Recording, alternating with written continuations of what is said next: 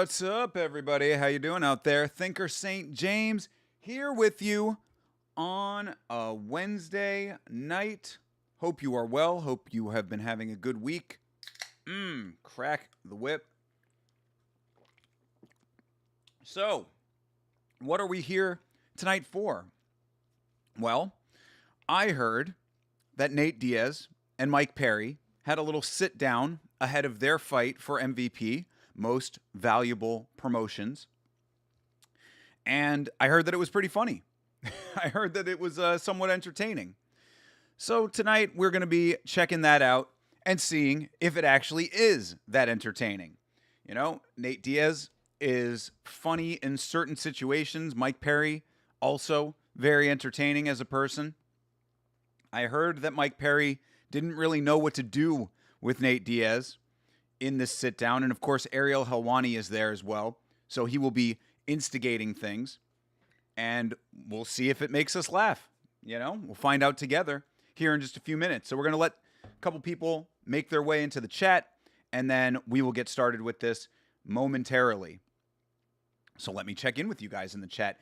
Chase is here. What up? My main ex-girlfriend, I just ran into her cousin. Didn't ask about her once. Okay, good for you, Chase. Be strong, brother. Beeb is here. What up, Beeb? W for you. This is also going to be a test out of the new system, which I believe is working correctly under the circumstances that we have here. But the audio routing and everything, just trying to make sure that that is correct. But it looks like everything is going properly to start off with. So good deal. Send location. I can do that. Send me location. Absolutely. All right. Well, appreciate you guys being here. Thank you very much for that. Of course, as I said, we'll get started here in just a few minutes. Things are moving as they should be around here. You know, not getting as much done as I would like to for Yama right now, just because there's so much other stuff going on. But we are making incremental steps forward to getting the things done behind the scenes that need to be done.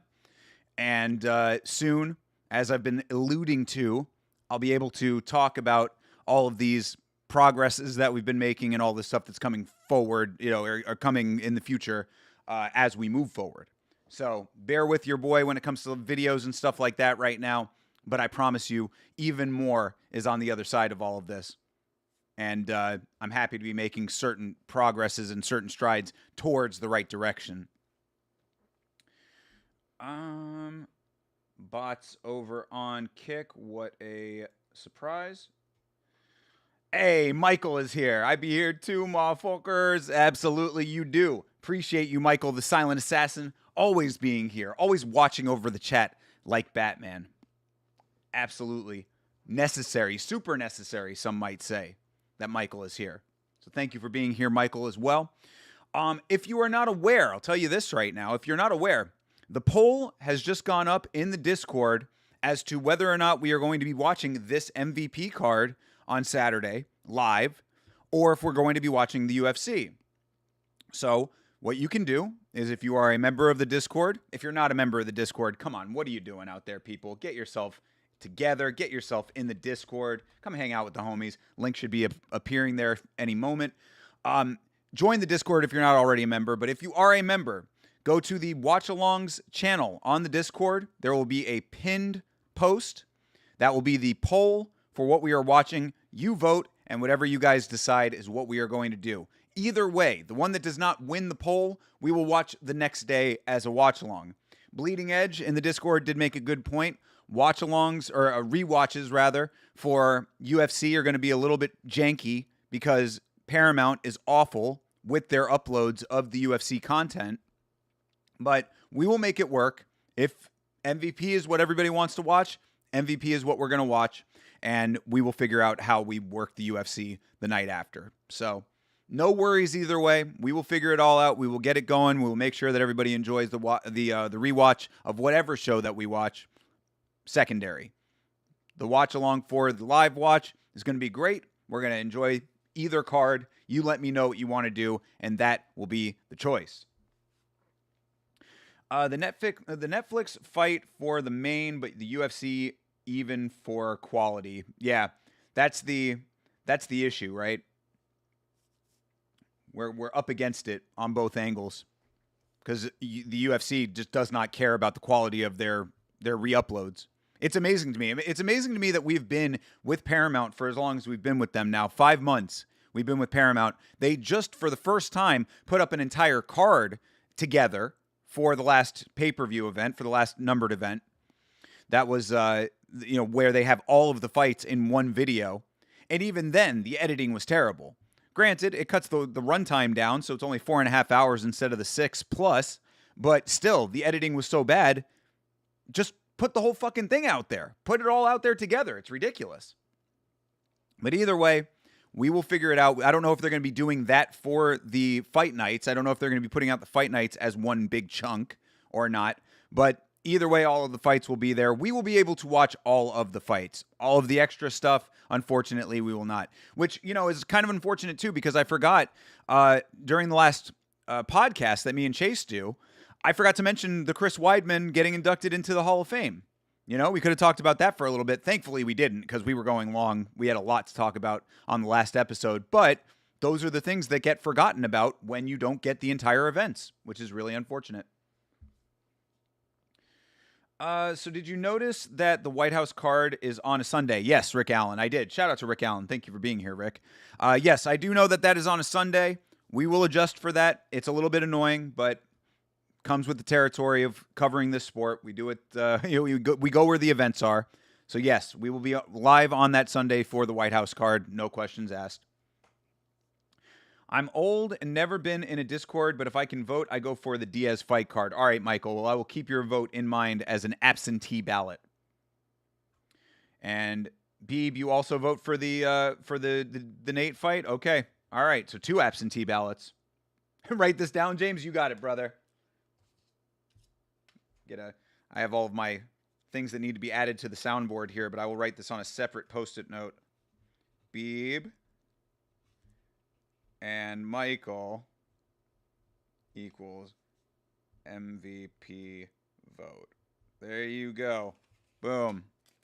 Right there for you, brother. I don't know if you can see it on camera, but that's what it says at the bottom there. Beeb and Michael equal MVP vote. You got it. I even folded up the top so that now I can see that from my vantage point here. So good deal. Bleeding Edge is here. What up, Bleeding Edge? Was just talking about you. W. How you doing, brother? Dana moved it to a Sunday because of one man's birthday. Isn't that interesting? Well, when that one man is the leader of the free world and a good friend of yours, I guess it's not all that surprising. But all good, Again, it's annoying, sure. But the card is supposed to be amazing, right? Isn't this supposed to be the greatest card of all time? It requires extenuating conditions. Not circumstances, but conditions. So these are things that will be unique to that. Lachlan is here. What is up, my brother? Good to see you, bro. We're gonna get started in this with this in about I'd say maybe 2 minutes. And of course, this is one that we get to actually watch on screen together, which is nice. So I will make this full screen. As you can see, this is MVP face-to-face, Nate Diaz versus Mike Perry. Hopefully this will be entertaining. Hopefully this will make us laugh. That is what I would like. Something nice, something easy. I have an early meeting tomorrow, so I can't go super late tonight. But all of these meetings, all of these things, everything that I talk about in little bits and pieces, all leads up to a greater future for Yama. So I appreciate you guys always being here and supporting. I appreciate your undying devotion to the Blood Palm. Means the world to me. But it's going to be hard for you because you normally use your Sundays to recover from all the Red Bull guzzling on Saturday nights. True. Very true, Rick Allen. Very true. But I think that I've gotten to the point where all of my Red Bull guzzling is catching up to me, and I've grown a tolerance to it. I'll have to adjust the Red Bull guzzling schedule too. Yes, that is true. But as you can see, it's 9 o'clock at night, and I'm drinking one now. So I think it's just ingrained in my system. I need to do a full-on Red Bull detox at some point. But then I'm just going to drink it again. So, it's a vicious cycle. So no card on Saturday, yes on Sunday. I believe that that is the case, Chase. I believe that that is the case. Which will be kind of nice, you know. Having a Saturday off from UFC probably will mean that we can get some other fights in on a Saturday. You know, I'm sure that there are going to be other promotions doing stuff. So that'll be nice. How's this looking? Can never get the camera where I want it. Be ready for someone to make history, turning 13 days around for a finish. Could be. Very well could be. Rick Allen, how's that 240 credit score going? How is your credit, Rick? I don't know if credit works the same in Canada. Is it the same or is it different? I was just watching a video, the part 2. Shout out to Bobby Broccoli. The part 2 of Rob Ford and the tale of Rob Ford out there in Toronto. Very interesting. I always loved Rob Ford when he was around. And in that video, in this part 2, he explains the differences between local Canadian government and the United States, how like mayors work as far as city councils and stuff like that. And I found that very fascinating because, yeah, you know, it's like in America, we think of the mayor as like the big dog in the city, but in Canada, that's not the case. So if you're interested in local Canadian politics, go and watch Bobby Broccoli's video.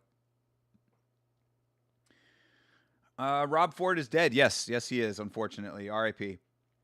Why do you love talking about dead people so much? I literally just said that somebody made a documentary about him, Rick. Open your fucking ears. I need to get that for the soundboard. Shit. Fucking Kim Jong-il. Kim Jong-il from Team America. Open your fucking ears. Yes. I got a couple more things I need on the soundboard. Yeah, stuff that I will be grabbing over time. Rob Riggle is a fun actor. True. He's pretty funny. Yeah, nothing wrong with Rob Riggle. Bro is freaking obsessed with talking about dead people all the time. What are you talking about, Rick? All right. Well, it's 9:12 right now. Let's start at 9:15. So 3 minutes, we'll get this thing started. Thank you all for being here. Appreciate you guys hanging out. We will get this thing going, make this thing full screen for you, of course, as you can see. Hopefully, oh no, maybe not. I guess it's too high up. But this, again, is MVP face-to-face, Nate Diaz versus Mike Perry. We'll be jumping into this thing in mere moments.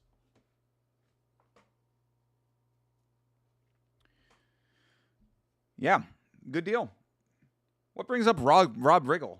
Just because I said Rob Ford? I was trying to think.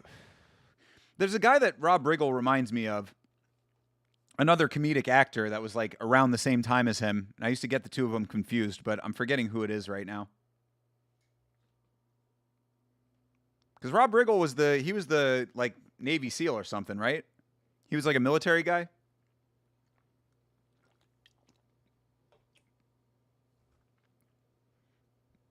I think I used to confuse him a little bit with Todd Glass.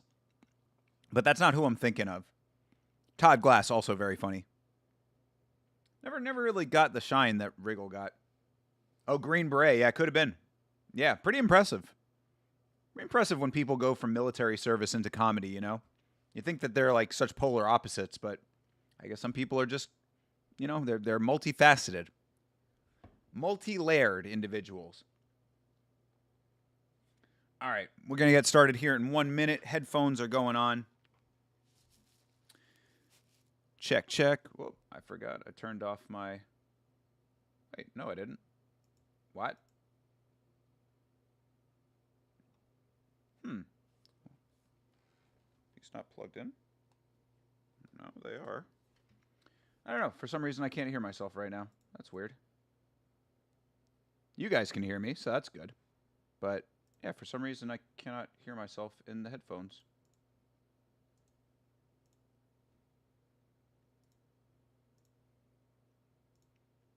Strange. Yeah, all right, well, whatever. We'll make it work. Hopefully everything else is working correctly. Oh, I know why. No. No, I don't. I don't know. Okay, whatever. I'll figure it out. But all right, it's 9:15, so let's get this thing started. We will play. We will pause as needed. But this is, again, MVP face-to-face, Nate Diaz versus Mike Perry. Let's get going. Blood, pressure. Oh, I know why. Ha. What a dummy I am. There we go. This is why. Bam. Okay. Now I can hear. Now I can hear me. Now I can hear you. Now I can hear everything. Okay. Hopefully you guys can hear everything as well. Let me know if the sound is okay as far as the video goes. Blood, pressure, intimidation. Mike Perry doesn't avoid it. He walks straight towards it. Speed, agility, determination, grit. Mike Perry has all of those things. Ariel is not great with voiceovers, I would say. Like, he doesn't have a good voice for voiceovers, in my opinion. He's transformed from MMA cult favorite into the face of bare-knuckle fighting and is now giving fans the fight they've always wanted. Nate Diaz doesn't care what any of us think about him. Fighting out of Stockton, California, Diaz built his reputation by bloodying champions, disrespecting hype trains, and taking his opponents to the edge. How many other fighters do you know whose hometown is as important to their image and their brand as Nate Diaz and the Diaz brothers? You know, it's an interesting question, right? Like, how many other fighters, like, because every time that Nate comes up, like, why did Ariel need to bring up Stockton right there? You know what I mean? Like, and I'm not saying it's a bad thing or that it shouldn't be or whatever. It's just interesting to me that, like, Stockton is such an important part of the Diaz story. And it's hard to think of other fighters that are like, you know, I'm talking specifically American fighters too. Other fighters from other countries, obviously that's a little bit different. Like Josh Fan with Myanmar is very, is like a little bit of a unique case. Tatsuro Taira with Japan. The Brazilian fighters to an extent, maybe. But I'm talking about American fighters. Like, how many people that you can think of where, like, their city is, like, that important to their image? It's an interesting question to me because Stockton is, like, inextricably linked with Nate Diaz and the Diaz brothers. So Nate Diaz versus Mike Perry is one of 3 massive main events on Saturday, and FanDuel is bringing you closer to the action. You could be a part of the action with a 30% profit boost to crank your payout. Download the FanDuel Sportsbook app right now and play your game. Well, here we are, one of the most anticipated fights of 2026. I mean, what more can we say about this scene? Nathan Diaz, Mike Perry. When this fight was announced, the internet went crazy. They said, all right, this card is for real. Mike Perry has the mean mug on because he's in go mode. Nate Diaz is texting on his phone, staring at his dick. Amazing. Just look at this great image that you see right here in this freeze frame. Perry with the crazy eyebrows. Diaz looking down at his crotch. Yeah. Nate Diaz doesn't care what anybody thinks about him, Ariel said early on. Yeah, that is certainly true. That is certainly true. However, a level of self-awareness might be a good thing for Nate Diaz, but it's never going to happen. I also was thinking before we did this, like while I was getting everything set up, I was thinking that like Nate Diaz, he reminds me of like the human version of like the collective of people who enjoy reggae music. I think I've told this story on stream before maybe, but there was a time back when I worked in live entertainment when I wasn't actually working the show, but I was backstage at a reggae concert here in town, and the audience was like, it was, you know, everybody smoking weed, supposedly everybody having a good time, except the audience was the most gangster collection of people I had ever seen. These were like hardened thugs in the crowd. And I was like, damn, all of these super hardened thugs here listening to like the most mellow music on the planet. Nate Diaz reminds me of that. I've never seen someone who smokes so much weed who can still be as aggressive and ornery as Nate Diaz is. Quite the anomaly. Louisiana for Dustin, but surely not as much. Yeah, I mean, maybe to a minor extent. Nathan Diaz, but no Michael Perry. Exactly. Why you using government names over here, Ariel? You know that Nate don't appreciate that. I'm Nate. I'm Stockton. I'm Mr. Slapper. Could you imagine if Nate actually went by Mr. Slapper? Perry not even centered in the camera. True. Yeah, this is the wide shot is a little annoying. He's more centered than my view will allow for, but because of how I have to have things set up over here, I think if I move this, it's gonna overlap in a weird way. I might be able to bring him in just a little bit. How about that? There you go. That's a little bit better. But see, if I bring it in too much, then it screws with things.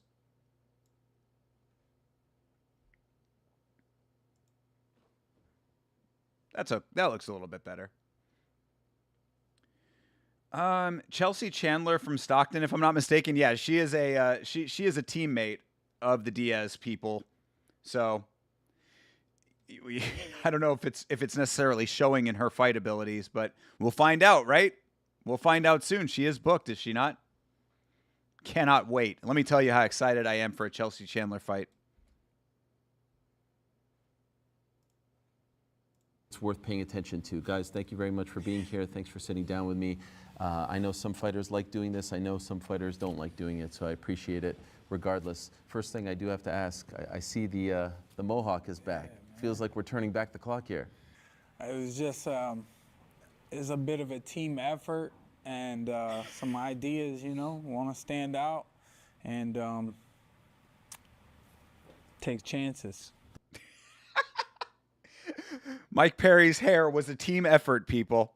Me, my stylist, the actual person who cut the hair, my girl always, God in everything. God in everything I do, including my haircut. It was a risk. This was a risk for Diaz to get the haircut, but by God, by the grace of God, the Mohawk came back. Does it feel like you're going? I feel like the last time we saw this was the MMA days for you, and that's been a few. Yeah. 5 years. They made a story about it a while back, so it was an idea to bring the story back. I'm undefeated with the Mohawk. Is that true? You are undefeated with it. What's the record? I think 2-0. Okay, all right. Undefeated with the Mohawk. What's the record? 2-0. I mean, look, technically, not telling any lies, right? Technically, the truth. That is undefeated. The clips I've seen are most, what are you talking about now from Mike Perry? Yeah, I mean, that's the thing. This is another reason, because just to put everything into context, I was thinking about possibly doing the standalone interview with Ariel and Nate that they did outside that Chase was talking about earlier on in Discord. But Nate sucks in interviews, and you also cannot understand him half the time. He speaks like a mealy-mouthed mush mouth. Mealy mouth and mush mouth at the same time. This is Nate Diaz. So when Mike Perry says he can't understand him, I believe that. Ariel is so lame. He's got such a soft voice. That's kind of what I was saying earlier, CTE. Shout out to CTE, of course. W. That's what I was saying earlier, is that Ariel does not have a voice for voiceover. But, he does have a voice for instigation, which he'll potentially be doing here. So we'll see what happens as we go forward. Longest. I am 6-0 in bare knuckle. That is true. Yeah. So. Did you watch his bare knuckle fights? Nope. That he's had as a blade?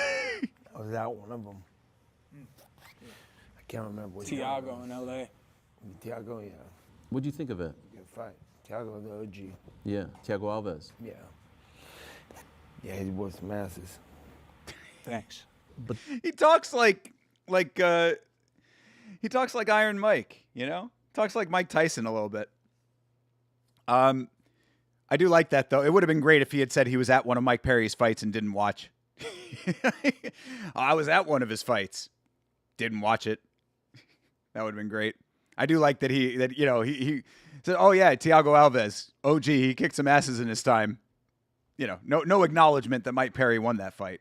the way he sort of like found himself in bare knuckle. I think it's great. But go outside and make yourself. I've been here a long time, and I was like, if this is the biggest shit, And I should get out now because I feel like I can do something bigger on the outside. But I'm stuck in here. It was a long time. I was trying to get out. And the only reason why I wasn't fighting other times was because nobody was meeting the criteria, I believe, to want to fight. So there was a lack of opponents. If they want the top guy, I wanted to be somebody that's doing something, making something for themselves happen, making good fights, big fights happen. Or are you able to fucking swim on your own out there and make something happen? And he went out there and fucking reboosted his shit, generated his shit. And it's something that fucking motherfuckers need to learn how to do, because I'm cool off of everybody I'm offended when I'm treated like the talent when there's... Bro, I people want to get on Stipe Miocic's case. I mean, this is... Are you guys following along? I'm getting like the basics of what he's saying for the most part. I can, I'm in it, but like it's a struggle. It is a legitimate struggle to comprehend all of the details word for word. You know what I mean? Like, I feel like we need subtitles. This is crazy, dude. I mean, like, the dude is a legend of combat sports. He's taken a lot of head damage. You can even see one of the craziest things to me, just looking at him right now, looking at Nate Diaz here, is just, you can tell that the scar tissue is there. I mean, especially like look at his right eye.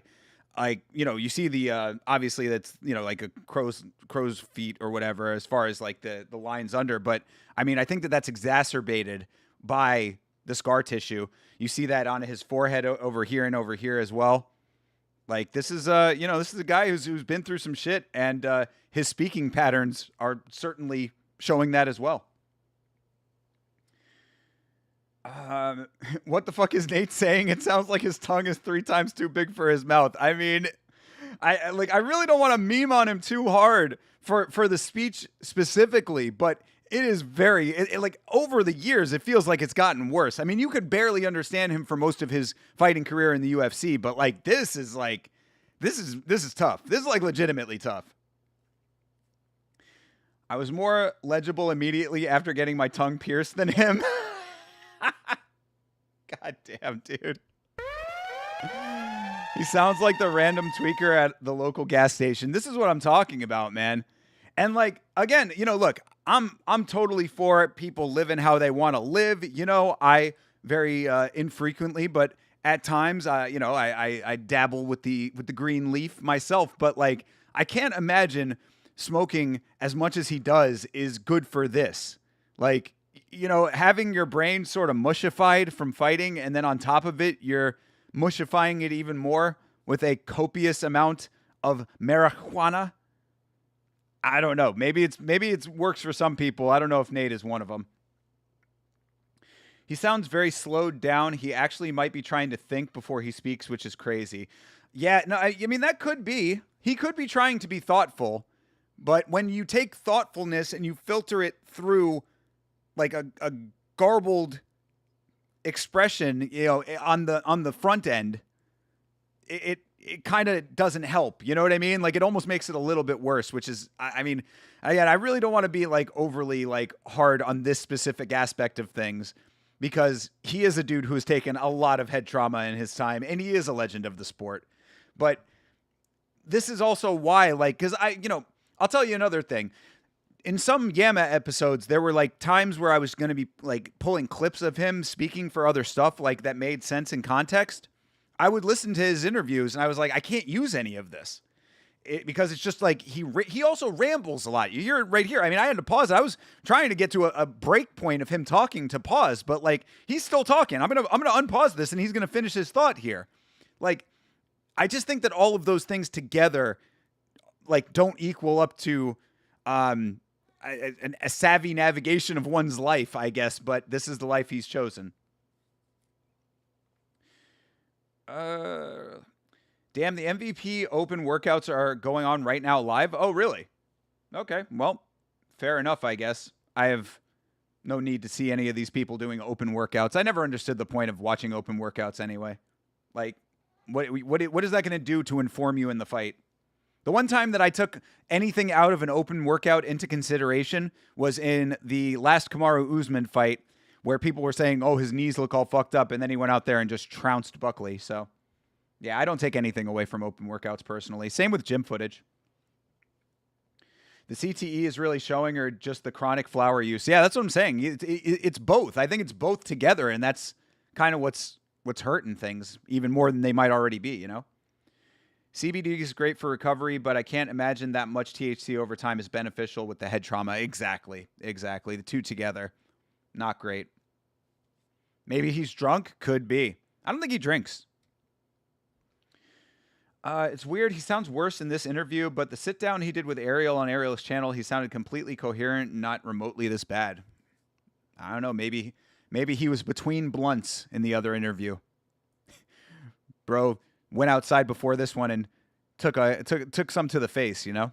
Could be. I don't know. But this is definitely hard to comprehend for sure. The other shit we could be doing bigger than this. I don't like being a dancing fucking monkey for these people. And everybody does what they're saying. They're all puppets on strings. And I wanted to get out for a long time so I could do something on my own and show people I could do what I'm doing. And this motherfucker got the jump and was already doing that. And I'm like, that's what I'm talking about. And that he could do that and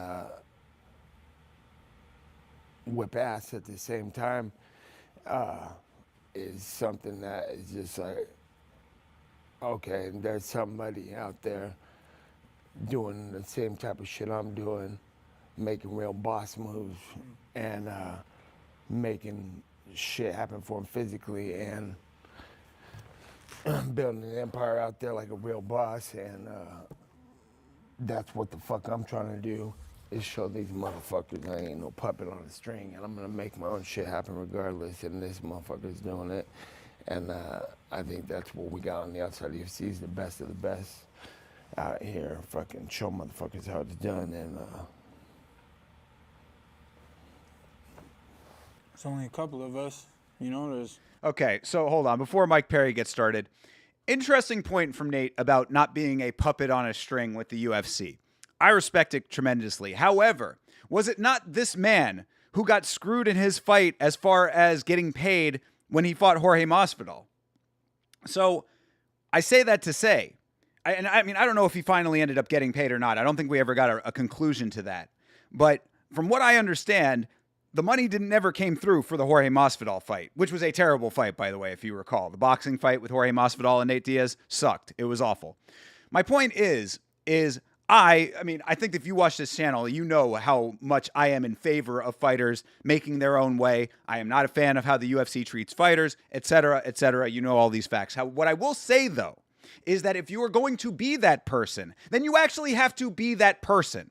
You can't say, oh, I'm going to go out and do my own thing and not be a puppet on the string for the big organizations, and then you end up getting screwed when you go and do it. Like, you have to have a team in place. You have to set things up for yourself so that you're actually making the boss moves that you claim that you're making, and not taking L's outside the organization and getting pushed around by different puppet masters, essentially. Because you say that you're doing that, and who are you working with now? Jake Paul? Granted, I will say that Jake Paul has been, at least in his words, better when it comes to the treatment of fighters. So perhaps this is a better puppet master. But don't say that I'm breaking free of the Matrix and, go run into the pockets of Jake Paul. Same as if you went to Eddie Hearn. It's all in the same world. It's like who you have to decide who the masters you want to be in bed with are, and then find how much power that you have in that relationship. And I completely commend anybody who doesn't want to do that with the UFC because of how they treat their fighters. But at the same time, you also need to be a savvy businessman yourself. And Nate Diaz, perhaps someone I would not class in that category personally. I don't know. Mike Perry, on the other hand, with bare knuckle, I think a lot more savvy in that regard. And I don't even think that Mike Perry is necessarily the greatest businessman of all time, but he certainly found a niche for himself, filled it, and made the bag. So I appreciate that aspect of things. He really has the gift of gab, yo, Half-Dead Frank. W. Let's go, bro. Um, he smoked a blunt during the interview. Oh, there you go. Oh, the other one. Yeah. Okay. Got you. He's sober right now and not feeling well. Could be. I mean, I think that I'm honestly in the camp that thinks that he was really just trying to articulate what he wanted to say, and unfortunately, he's just not able to get the words put together. I'm guilty of that. You know me. I stumble and stammer over my words all the time. I sputter out words. I start a sentence and then, the words cut off, or I use filler words and all of that. I'm not here to criticize that. I just hope that there's a little bit more articulation once I actually get the thought than what our buddy Nathan has going on here. Smoking brings him to a level we can understand. Sadly, he smokes himself straight. Perhaps. I don't know. But let's hear what Mike Perry has to say after all of that. Mike Perry, who actually has navigated somewhat successfully, and a Florida legend, by the way. Never let it be forgotten or never get it twisted. Mike Perry is the man. He is a Florida legend. Friend of the channel, too. I've been watching your fights because we're going to be competing on Saturday. So, watching the Masvidal fights back, I even mentioned that he didn't necessarily win that BMF fight, but then I went back and I watched the fight.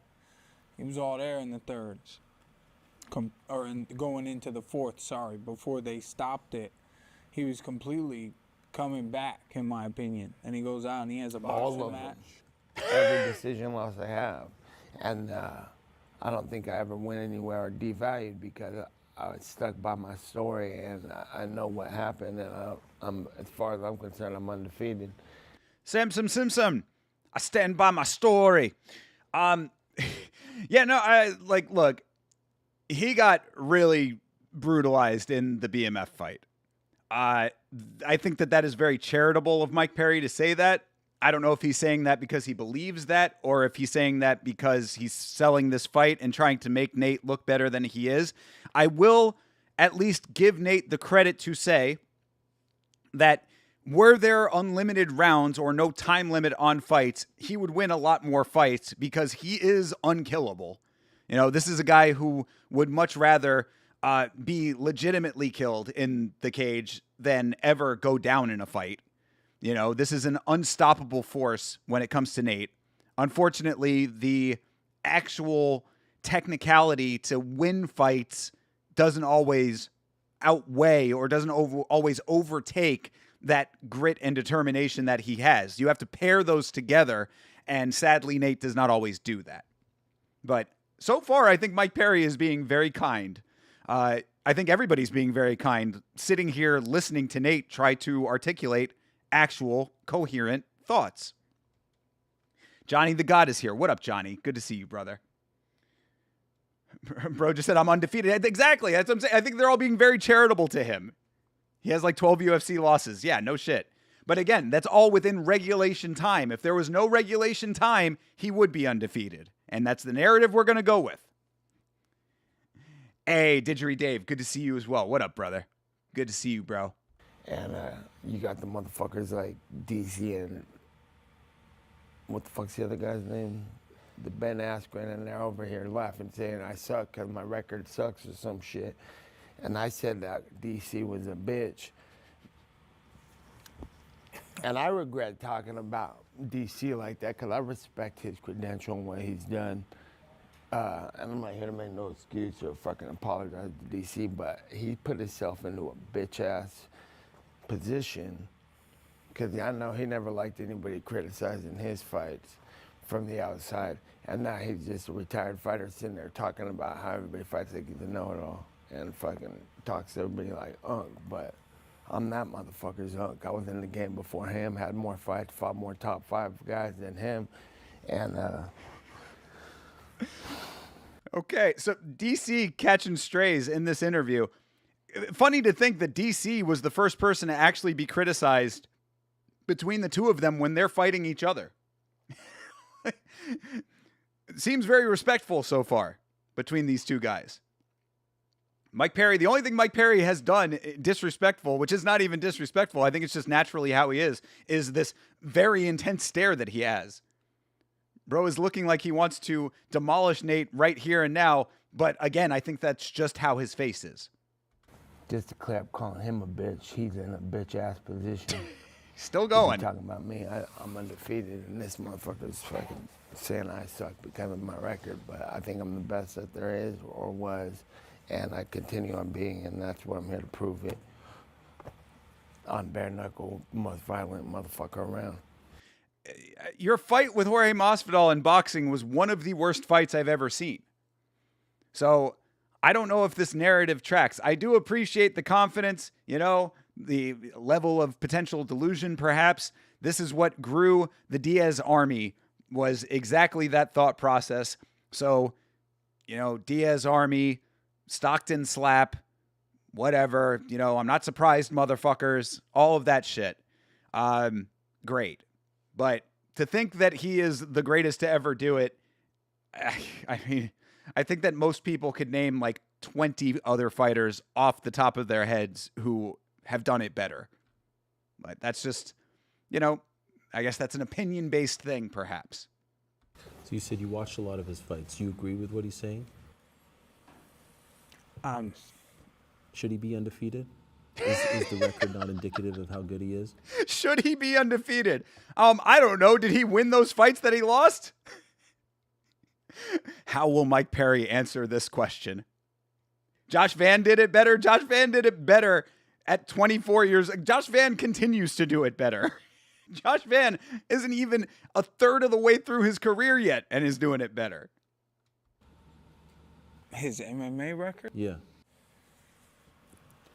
I didn't watch that many. He's got 50 fights, but I believe this is his 35th. I've watched some that I felt were important, and Mike Perry, tape study. What a legend. What a student of the game. Undefeated? No, I don't think so, because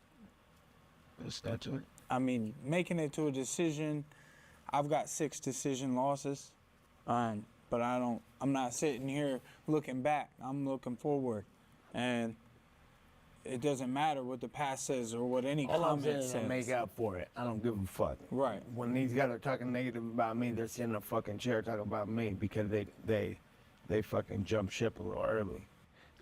I thought I think that's a very diplomatic answer for Mike Perry, to be perfectly honest. Because the actual answer is, I saw all of those fights. You went to decision. You didn't get the decision, so you're not undefeated. End of story. That's the answer. But Mike Perry, ever the good guy, Mike Perry. He's certainly, I think that Mike Perry has matured over the years, I want to say. I think that he has become a little bit more grounded as a human being as time has gone on. Being a father, I'm sure, helps that a little bit too. But I thought that was a very respectful answer to Ariel's question about Nate being undefeated, because he could have gotten a lot more mean with it.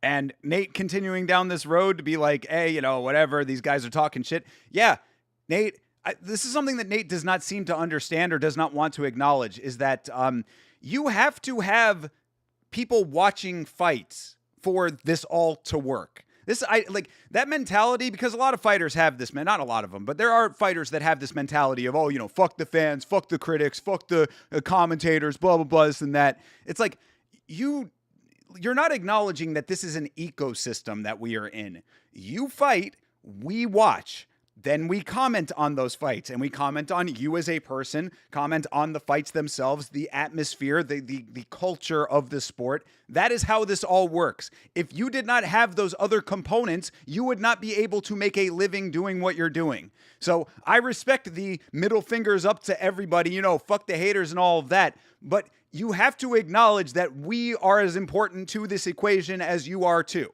You know what I mean? Like, you can say, obviously the fighters are more important, whatever. They're the bigger lion's share of that pie. Maybe not as important, perhaps, if you want to look at it that way, because there are going to be people who will watch the fights without commenting on them. Fine, fair enough. but we are an integral part of it. The viewers, the commentators, the people who keep the conversation going when you are not fighting, especially when you, Nate, are not exactly an active fighter to begin with. Even back in the UFC, you could have blamed your inactivity at that time on the UFC not booking you. But if you're Mr. Boss Moves out here, oh, I'm doing my own thing, I'm proving to everybody that I am the man now, then why are you fighting once a year at best?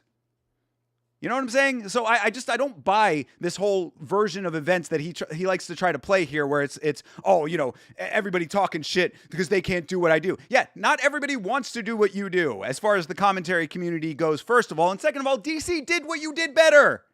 So you talking shit about DC like he didn't do his shit. Whatever. The only valid point he has about DC is that, DC does not like to be criticized himself.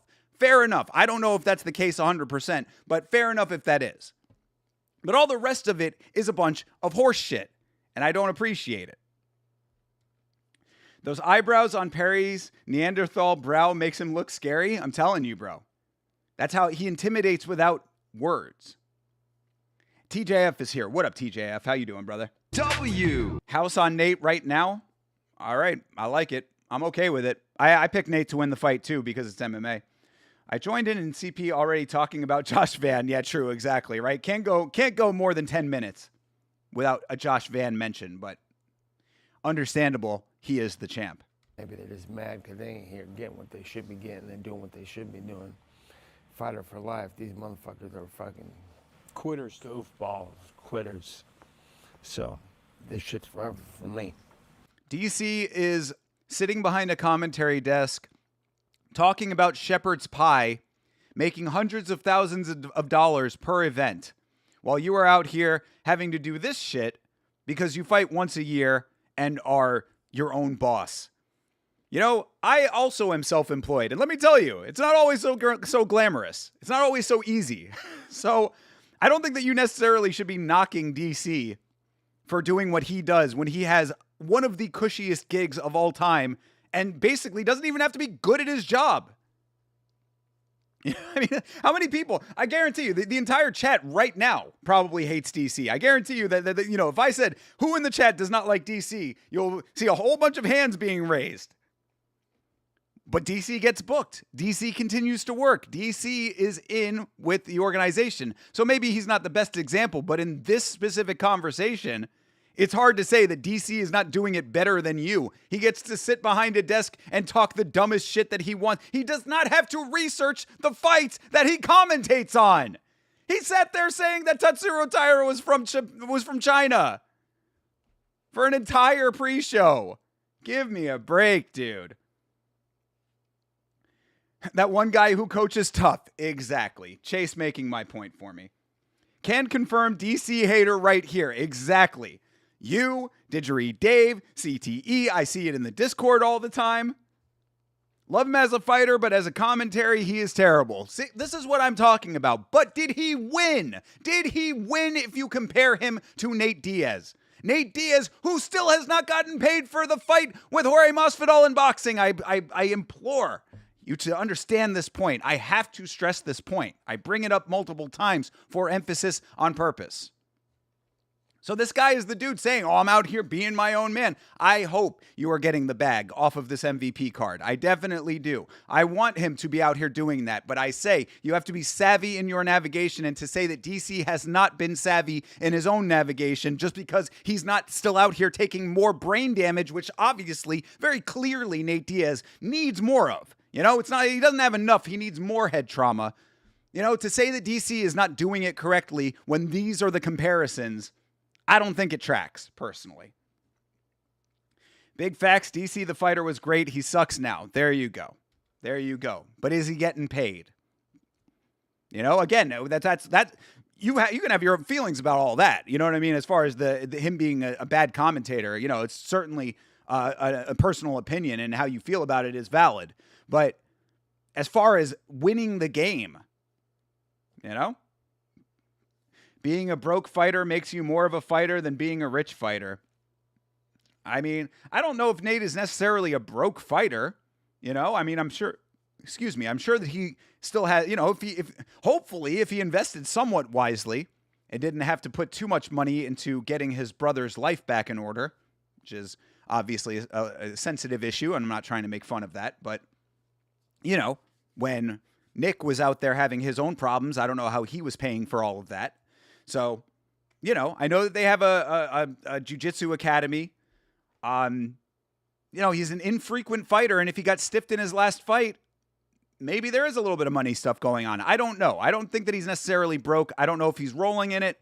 Either way, none of this would be an issue if he wasn't out here taking shots at fighters who are not in the room with him right now. Brother, you're supposed to be talking shit to this guy across the table from you. Oh, my God, this guy, Nate Diaz. You know, when he was talking about that so few fighters do this, get out, and they don't want to be puppets and stuff like that, I feel like he's speaking about you as well. Do you feel that? Do you share a kinship with what he is saying and how he views the fight game? I don't think too much about it. I don't think too much, period. That would have been funny. I just stay focused on the next task. Just keep working, keep moving forward, because people are always gonna have something to say. And I'm here ready to work, you know what I mean? Like, he came late, or whatever his time was scheduled to be or whatever, and I've just been waiting on him. It's not like I necessarily had something else to do. I'm here to work. I'm here to perform and put on a show for all the fans watching this weekend. And I have a very tough opponent who's known to be super durable, have a lot of cardio, and take people into deep waters. Well, I've been swimming real strong. So first shot actually fired there. Mike Perry, ever the professional. I'm here on time. Where's Nate? I'm sitting here at this FanDuel branded desk waiting for this interview. Where is Nate? You know, I look forward. I said, Mike Perry has been pretty professional in this so far, I have to say. So Nate not looking great in comparison, I would think, perhaps. I don't know. Maybe it's up to your own interpretation. Tyler Betts is here. What up, Tyler? Good to see you, bro. Hope you're doing well. Nate, we have a fight for you to sell. Here's your opponent. Okay, but DC is whack. Exactly. That's what I'm saying. And I mean, like, I give Mike Perry a little bit of credit. He's in an odd position right now because it's like, you know, Nate is sort of all over the place with this. DC sucks. I don't want to be a puppet. This guy kind of did something that I want to do. So there's like a weird sort of respect thing, but we're also still trying to sell this fight. Mike Perry is having to navigate all of this in his head, you know, having to think on his feet. You heard it from him himself. You know, I don't think very much about that. I don't think very much about that. I don't think very much could apply to everyone at this table. I don't know. Ariel, maybe questionable. Some fighters would be upset if their opponent was late too. Nate praying for Mike right now. Lord of mercy. Let this man start the trash talking. A media thing. Why were you not bothered? You know, I went to my room, laid down for another 20, 30 minutes, just waiting. You know, maybe I should have found something to do. I could have been jumping rope. I could have been playing jumping jacks, or what are those? Yeah, jacks, right? You know, where you got the jacks and the ball and you bounce the ball. I could have been doing that. I could have been playing marbles. I could have been on my Nintendo Switch. I could have been, I don't know. I could have been doing so many different things, but I was laying down, waiting for this interview. Not using my time productively as the boss that I am, waiting for this guy. So it's certainly a point that needs to be brought up and hopefully going to lead us to some actual trash talking, because right now we are 9 minutes into this thing and no one has said anything about their fucking opponent. But, you know, I don't know, my dog. I just don't. I don't intend. Wasn't intentional. You're a busy guy, I'm sure. That wasn't intentional. I don't. Did he just raise his hand to speak? Are we in 4th grade again? Miss Johnson, I have to go to the bathroom. Nathan. Can only go to the bathroom one time during the period, Nathan. If you're not going to actually do your work, you can leave. I can give you detention. I can give you detention. You can do your work in detention if you want, Nathan. Don't try to be late. You are late to class, Nathan, again. Dr. Perry is waiting for you here. I just wound up late. Well, how we gonna make people pay attention? They know we're gonna fight already. We ain't gonna be late to the fight. I ain't talking about late. I'm talking about how we gonna get them to. Did you watch Hamza and Strickland last night? Why do you bring it up? Because I was. Just making conversation. just trying to get anything to happen in this interview. What is this? What is this fucking sit down? How are we going to do this, Nate? Mike Perry is literally asking, how are we going to sell the fight that we are having together, you and me? Are we going to, you want to actually have like a back and forth here? What do you want to do? We could do that slap game, you know, where you put the hands on each other's hands and you go like that. You know, one of those where you go boom over the top. How do you want to do it? I got a deck of cards. We can play Go Fish. A little pinochle to sell this fight. What are we doing here? This part was the clip I saw that made me tell you to watch. I'm not going to be late to the fight. Yeah, exactly. I'm late to the interview, but I'm not going to be late to the fight. He just pulled up the Kingdom of Heaven. Bro. Oh my God. Nate, definitely the type to abuse the bathroom passio for real, right? I got bad news if you were hoping for vitriol. Oh no. Okay, well then we're in for it. It feels like we're starting to get into whatever we're going to be getting into here. But let's hear what these two geniuses have to say about the Hamzat and Strickland fight. Motivated by it. Hamza and Strickland talk a lot of shit before the fight. They said after they sold the fight, they said that before they even started the fight, they're touching gloves. They were ready to perform. I get one to have fun. I don't want to bash on anybody who's... Yeah, they were faking the funk, and they were fucking acting like crazy and talking all this shit to each other and hugging and fucking showing love the whole fight like some bitch. Fake fucking puppets. I'm fucking cool off that shit. I got a fight with this dude. He's the most violent motherfucker. He knocked out fucking middleweight Rockhold and fucking Stevens and beat a lot of good people. He's doing boss shit on the outside. I already was okay with him. We're not fucking friends or anything like that. But I'm not gonna fucking play around and make no fake artificial beef with you. I think you're great. I think what you're doing is great. I think you're violent as fuck and mean and all that shit. I came here to fight, train hard, win, and fuck your shit up just like I know you're planning on fucking my shit up. And I'm not gonna put no artificial beef out there. All right. Well, great. Is that a wrap? There's 20 more minutes of this. What possibly else could be said then? What more is there? You saw that Kingdom of Heaven edit of Nate raising his hand? Is that going around? I haven't seen. Throw it in the Discord. Remember Chimaev was scared to lose his O against Nate. I mean, he changed an entire card because of it. You know, weight missing. That was the proto of what we saw with the scale last weekend. John Dong is here. What up, John? But yeah, no artificial beef. They were faking the funk, those other guys. Okay, fair enough. They were. It's called selling a fight. Apparently, Nate is just not going to sell this fight. So he'll talk shit about everybody and anybody who's not in the room right now, but Mike Perry, who is his actual opponent, who he's supposed to be selling a fight with, you know, we're just going to do it however I want to do it. Okay, this is a great strategy. I really think that this is going to do great things for the selling of this fight. Now, granted, this card sells itself, so this interview specifically maybe does not need to be that vitriolic. But either way, you would think there would be some incentive to actually make it entertaining, which to this point, I don't know if I can say that it is.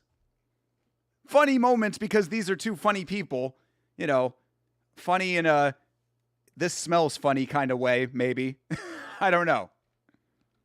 Okay, it's all good. Where do you think you beat me at? I just think fucking that I'm gonna get it done the best that I can, and that's what I'm here for. What are you gonna beat me at? Fucking getting it done.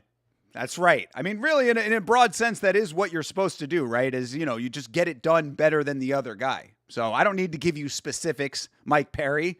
I'm just going to be the better fighter. That tracks. If he had said that, it would actually have made some sense. Of course, again, Nate not able to formulate cogent thoughts. So you get this, kind of jumble of word salad that sort of has a point somewhere. It's, like if you have an actual salad and you don't like onions and the onions are diced, you know how you have to like kind of pick those out? That's what you got to do with the word salad from Nate Diaz. You pick out the actual points and then eventually you get an entire piece of onion. I think it tracks. I'm not here for a sit down fucking powwow. I'm not trying to kumbaya or none of that shit. But it's all good with me. Fight night, I'm an athlete. I'm a professional athlete. I'm here to do my job and get the job done. And I know this motherfucker doesn't know any different. He does the same shit. So people got to fight on their hands. I'm a professional athlete who shows up 20 minutes late to my face-to-face. Also, just fucked off press conferences back in the UFC. Yeah, professional athlete. This card sells itself. A guy who doesn't know Ronda Rousey has been talking. I mean, no, yeah, granted Ronda has been selling the card. I'm saying that the card, my point is that the card is being sold without this specific interview is what I'm trying to say. They have the same vibe as Ronda and Gina. Yeah, that really does seem to be the theme of this card, is like the opponents are not talking shit about each other. Look, I do not need people to sell fights with vitriol specifically. I've often said that. That's why the whole Hamzat and Strickland shit, A, did not surprise me when they were actually boys afterwards, and B, I was not super interested in because of the press conference. I thought the press conference sucked with the two of them. Them yelling over each other. It wasn't entertaining to me. I don't need it when it comes to actual fighting. Do your talking in the cage with your fists. But that being said, my point is that this entire card seems to be, we're fighting each other, we're cool. It's us versus the UFC, basically. Us versus the world. And I'm not opposed to that. I like the MVP card. I like that there's something challenging the UFC supremacy at any level. I like that. I think that there needs to be competition. Competition breeds the best value at the end of the day for the consumer. And the UFC has been doing absolutely nothing to improve the value of their product. If anything, it has been declining dramatically in the Paramount era. So something like this could be a good infusion of competition. So I'm fine with that. But having the entire thing being framed around we are fighting and we are against the UFC when the quality of this card is a bunch of old fighters, essentially, except for the undercard, but the main card, fucking Perry and Diaz, Ronda and Gina, Ngannou even to an extent at this point, fighting Felipe Lins. Come on, dude. Give me a break with these fights. I'm glad that this card has been able to generate as much attention as it has with the quality of this card. The undercard is actually doing a good amount of heavy lifting. Makayev being taken off of it, I think, is a huge blow to the undercard. But either way, the point is that the framing of this seems to be a little bit odd, and it certainly does not lend itself to any kind of virality with these interviews. Mike is trying to bait him into something that he can spin up. True, Bleeding Edge. Exactly. It is very true. Mike is trying to be a little bit of a showman here, saying how are you going to beat me? Let's actually have some moments here, have some clippable shit. Nate is just fucking neat. In improv comedy where they have the yes and, have you ever heard of that term? In improv, that's the golden rule of improv is whatever the improv scene is, you yes and, so you go with it as opposed to saying anything negative to derail the progression of the scene. Nate Diaz does not know about the yes and. He certainly is not going with anything that Mike Perry is putting forward, and thus this improv scene is turning into a train wreck. Yeah, exactly, CP, yeah. And I know you said you didn't watch the fight, but you may have heard about it. When people do that, have that type of friction before a fight, and then at the end say I was just doing it to sell. How does that sit with you? yeah, but I saw highlights of them hugging and fucking shaking hands right off the bat and the whole time. It's fucking like you just bullshitting me. I ain't bullshitting nobody. I keep it real all the way through. You know what I'm saying? I keep it real to the detriment of the selling of my fights. That's how real I keep it.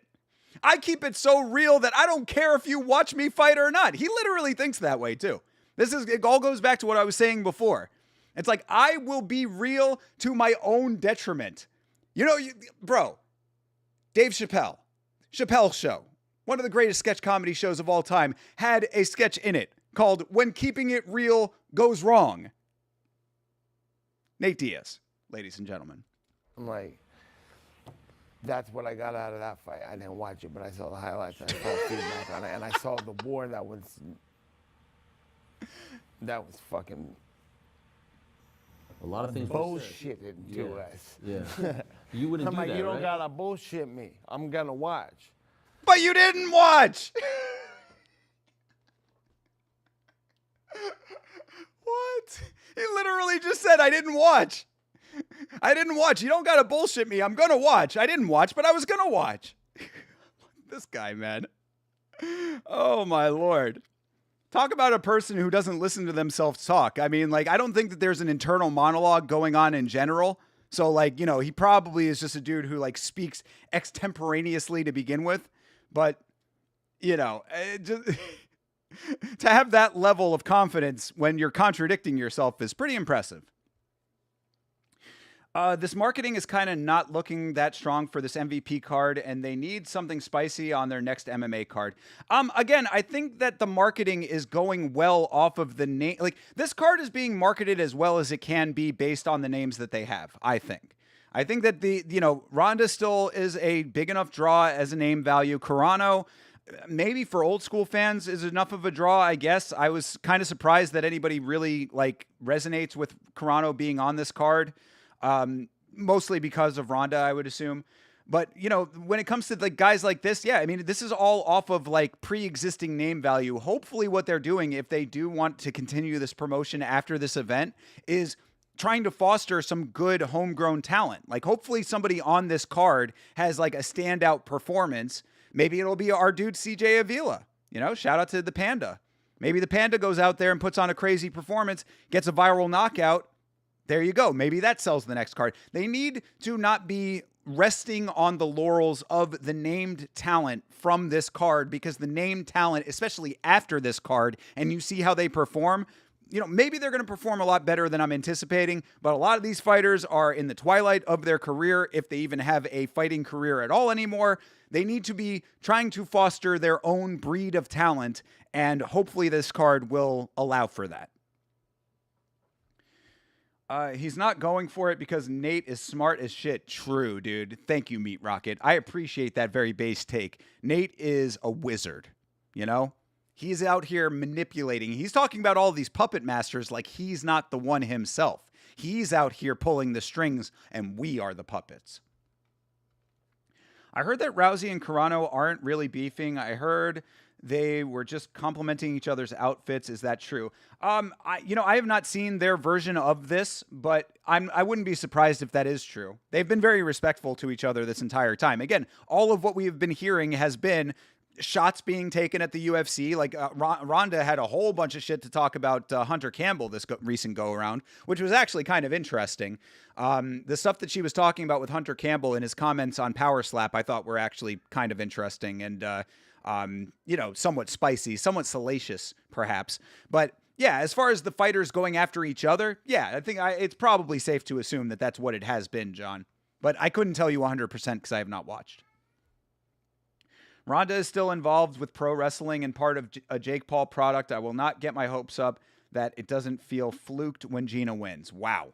You think that there's already some fixing going on the back end of the MVP card? If that's the case, and they really do try to make this into a full-on fucking, pro wrestling type of affair here, and we get all this fluky nonsense and some very obviously staged shit, I think that would be one of the absolute worst things to happen to MMA in the modern era.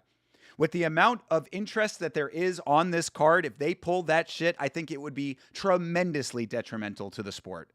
Because you're already getting it in the UFC. You're already getting it in the UFC right now. where we're getting all of this horse shit, all of this fucking backdoor bullshit that is creating a negative atmosphere in the highest level of this sport, if it even still is a sport anymore with all of what we have going on. You already have that in the UFC. If you have that in the one thing that actually offers a little bit of competition to the UFC, that would be insanely bad for the sport as a whole. Ronda has been crazy respectful, which is unlike her at all. She was always a bitch during fight week. Yeah, well, no, she's disrespectful, just not towards her opponent. She has other people to be disrespectful towards. You know? She's taking shots at Hunter Campbell, taking shots at Dana White, taking shots at Kayla Harrison. Like, she's got all these people that she can still be her natural disrespectful self with, just not the opponent that she's fighting. But again, I think that the us versus them narrative is stronger with this card than the me versus you narrative, if that makes sense. So You've never been in that position. what? You've had friction with people, and you've never stood there and said, that was just to sell the fight. No, fuck them still. How did you feel about that? I don't care though. I don't even lose no sleep over it. No, but the fight I fans wouldn't be care able to because they're the sleep ones- at night if I was sitting there bullshitting everybody. A bit of what Strickland said afterwards is that, you know, that they kind of shared that moment. They did sell the shit out of it, the shit that they were saying beforehand, but I don't know. I just Keep don't want selling to be all the way through them motherfuckers. I don't want to be a piece of shit though. No. See, Nate just saying, don't break kayfabe. That's what he's saying. If you're going to sell all the way. I kind of agree with that. If you're going to go there, don't break the illusion. You know, it's what we were saying. They had all this extra security in there for absolutely no reason. Security is sitting there watching them dap each other up. It's a little disrespectful, perhaps, to the promotion, perhaps, but, you know, who cares? Again, fuck them still, as Nate said. Not full on. You have real bouts, undercard, but the main attraction being your normal Jake Paul fluke. Could be. We'll see. Nate swears too much and it offends you? Seriously, fuck all of that absolute dog shit swearing. They were saying things about each other that I wouldn't go down that road, but you know, we could talk about skill, the places I see the fight. Is why I asked him, you know, where do you see it? But then, you know, he's got a plan. He's just gonna brush off whatever is happening and fight his fight. Mike Perry is literally like playing the tape in his mind out for you in real time. He's like, I'm trying to sell this fight. I gave him the opening. I said, but how are you going to beat me? Like we could talk about specifics of this fight. He doesn't want to do it. He's just going to brush it off and do whatever the fuck he wants. What am I supposed to do? Ariel, save me. And, you know, to his credit, Ariel is trying too. It's really Nate that's the problem here. I feel for Mike Perry in this situation. He's out here trying to sell a fight, and Nate is not playing ball. Takes two to tango. And I'm going to do the same thing. So where do you see it? Can you answer your question? I think, but, well, the question was about that fight, right? No, but like, so the question you asked him was like, how do you beat him? Well, I don't see him as a big power puncher. I think it's a consistent, he's got range. I think he'll walk away at times to figure out a different timing on when he should enter or when he lets me enter the range. But I don't see his footwork being like a Mayweather, bouncing around, using a ton of road work on the in the ring, in the cage. And so I see us meeting in the middle, and it makes me wonder. I believe it'll be a boxing fight, pretty much. I am prepared for MMA, but I believe there's some things where he's going to attempt to grab me. I'm going to have to force him. He's going to have no other choice but to grab me. It's actually a pretty thoughtful analysis, I would say. The fatal flaw in that is what he acknowledged, is that it is an MMA fight, and you're going to have to rely on your takedown defense, and I think that's going to be ultimately the downfall, because Nate will be able to get Mike Perry to the ground. I'm pretty confident in that. But yeah, again, Mike Perry just trying his hardest to actually make this like a legitimate conversation about this, so I give him credit. This is actually pretty thoughtful on Mike's part. Now motherfuckers want to talk about rematches. The beef ain't real, brother. Go to 205 and shut the fuck up. Yeah. A whole lot of mind changing going on, but I guess we got to give him that leeway. I think I've mentioned that before. The occasional swearing is fine, but whenever people drop the F-bomb and every other sentence is in normal conversation is annoying. Yeah, it depends. To me, I don't really mind it, depending on what they're actually saying, like what the actual conversation is. It really just depends on what they're talking about and what the emphasis is, and I think it's contextual is what I'd say. Have you ever been on MMA Che's stream? He swears so much it's unbearable. The name MMA Che rings a bell, and I don't know why. I feel like I might have interacted with him at some point, but I don't remember off the top of my head.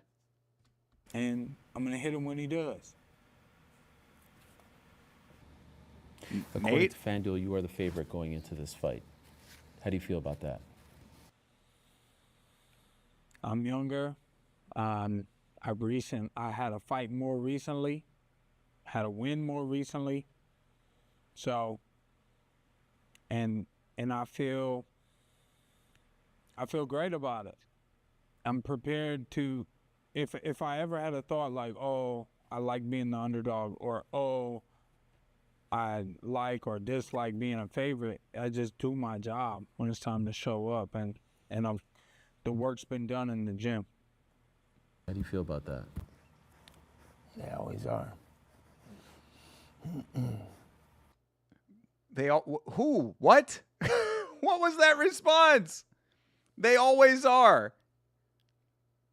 The question was, how do you feel about being the underdog in this fight? Essentially. They always are is the response. Oh my God. Help us, Nate. Nate. You can be a part of this conversation. Help us. Does that surprise you? No. You've had more fights, more MMA fights. Your last MMA fight was a year after his. You fought in MMA recently, fought on the biggest of stages. Does it make you feel any sort of way? No. No. It doesn't make a difference. Say anything. Say anything. Say anything of substance, Nate. What Ariel should do is just bring up DC again. This is the only time he had anything to say. I'm gonna fight regardless. Gotta be prepped regardless. Last week you posted a picture of yourself in the gym, and that kind of blew up, I think, given the shape that you're in. When's the last time you were in this kind of shape? I stay in shape. I've been in better. I've been worse. This look, I mean, dare I say, you looked good, man. Respect. Did you see that pic? Yeah, he looks trained up. Obviously, I was preparing for someone who can go 25 minutes and drown people there. And getting I love the fight. This right here. This is like if a dude is in the bar and he's like, he's drank too much and it's about time to kick him out. Like Ariel is the bartender, Mike Perry is the bouncer, Nate is the drunk guy, and this is the conversation right before Mike actually has to physically escort him out of the building. That is what this feels like to me.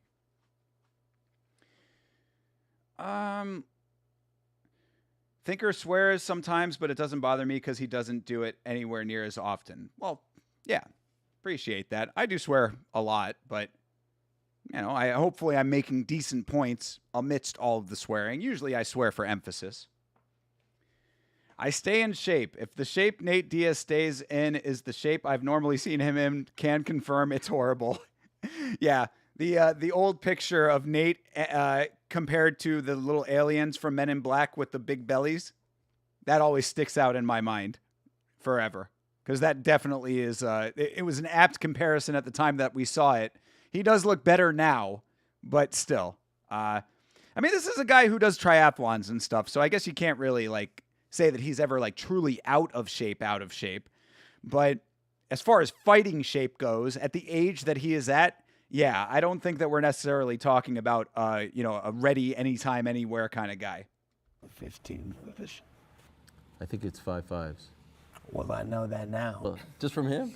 You just found out? No, I thought. He didn't know how many rounds the fight was. I didn't realize it was a 5.5 too, though. That's kind of crazy.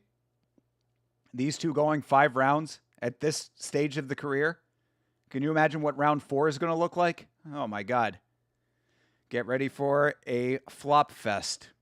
For a couple weeks, I thought so in the 15-minute beginning fight. too. And Really? They said triple headliner 5x5, and I said, They tricked Let's me. train They for keep it. making me fight 5 rounds. I was like, what the fuck? You have way more experience doing that than he does in MMA, because No title fights. I have the record for 5-round main events, no title fights. your BKFC fights are 5 rounds, but Great. they're 2-minute rounds. yeah, that's It's totally different. That's a great record. Nobody got it. It's fine. No, I got it. The most I mean, 5-round nobody's got the, non-title nobody has a record. That's it. But they don't know that I just want to fight for 15 minutes. Oh, my. This is fucking insufferable. Holy shit. I thought this was supposed to be funny. This is grating. Oh, my God. NDT is here. What up, brother? What's up, Yama? You going live for LFA on Friday? Probably not LFA, but because one championship is going to be on. But we need to do LFA at some point. So I don't know. Would you prefer LFA over one championship? Let me know. Let me know in the Discord. Let me know in the comments. You know what I'm saying? They go, right up your alley, 5 rounds. I'm like, who wants to fight for longer? Can I get a raise of hands? Who wants to fight for longer or shorter? I'm ready this time. I've been motivated. Yeah. That's what happens. Age.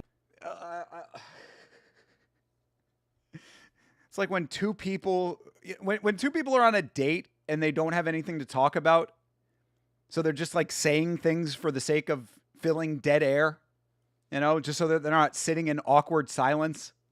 That's what this feels like right now. Oh yeah. 5 rounds, huh?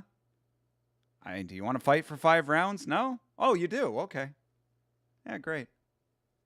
Checking the watch, checking the phone. Age happens. All of us. You're the younger fighter. Yeah. What are you implying? That. How old are you? I'm 34. I was 34 the other day. Ha!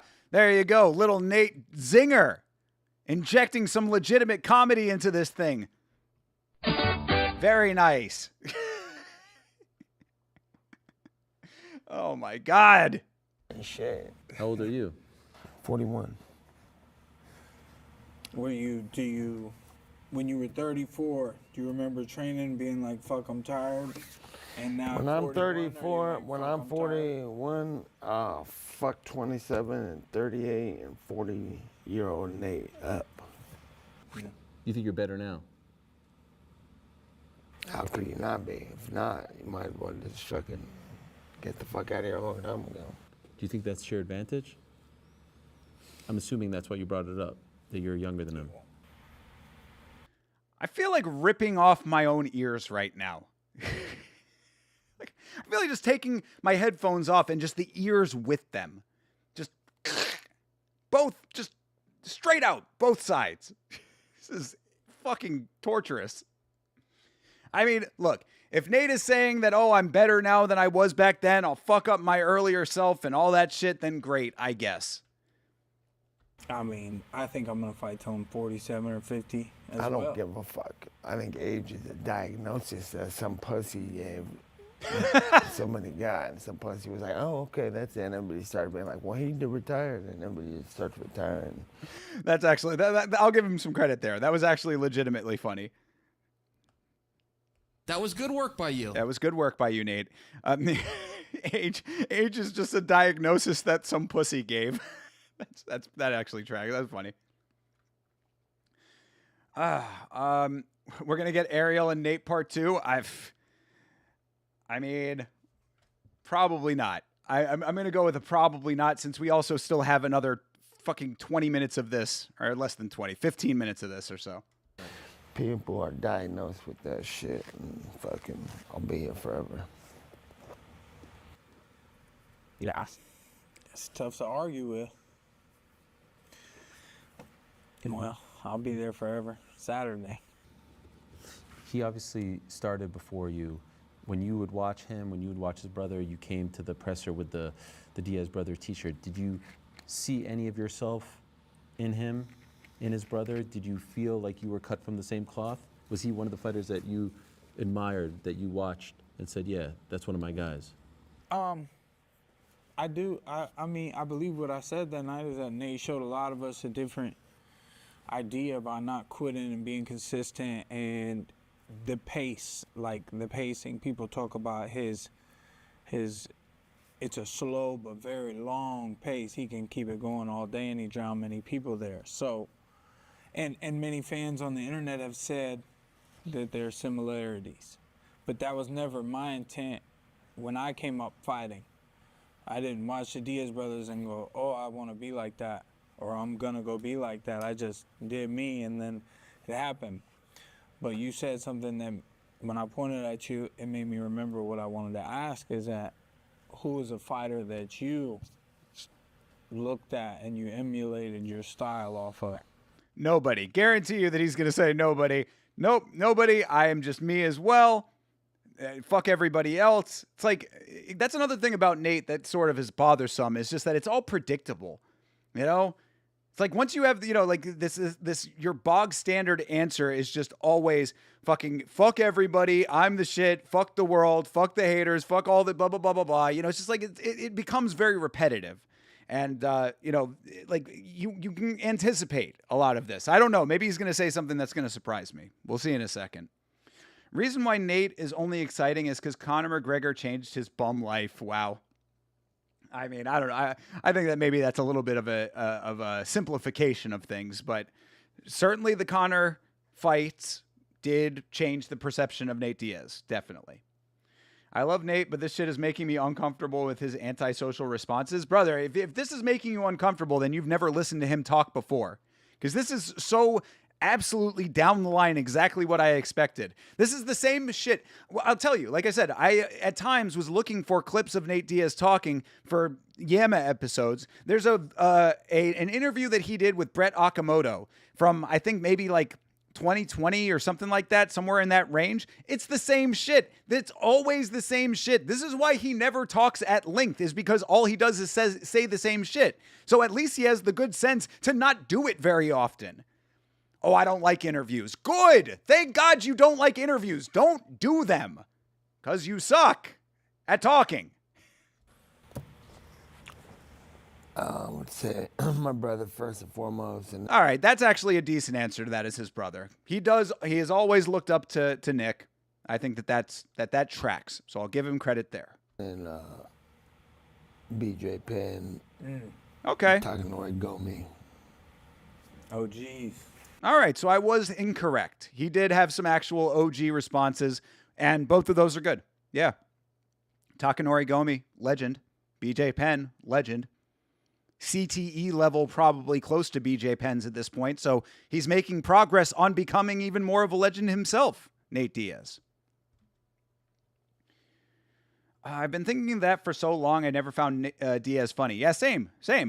I mean, I understand why people like him, and, you know, good on him for making this work for him in generating a fan base in the Diaz army, but I've never found it to be entertaining. I think it's repetitive. I think it's predictable, and I don't think it's ultimately very satisfying from a listener standpoint. I never heard him talk because in press conferences, he was always walking out. There's another great point, Johnny. Cooking right now. That's real. I'd line up different people, but those guys are guys I could watch all day. Do you see any similarities in him that you would say, like, yeah, he, in a different world, he'd be, you know, part of the Diaz army? I just think he's fucking well-rounded, and more game depth than a lot of the motherfuckers that are in this game. Like, nobody understands or care if you're the best fighter in the world and you're just a lame ass. It's like you gotta be a full package. Like, you could at least be cool or funny and do other shit too, and not just the fucking talent. I think it's cool when people can fucking do a wide variety of shit, and that's why it's, you know, respect, whatever.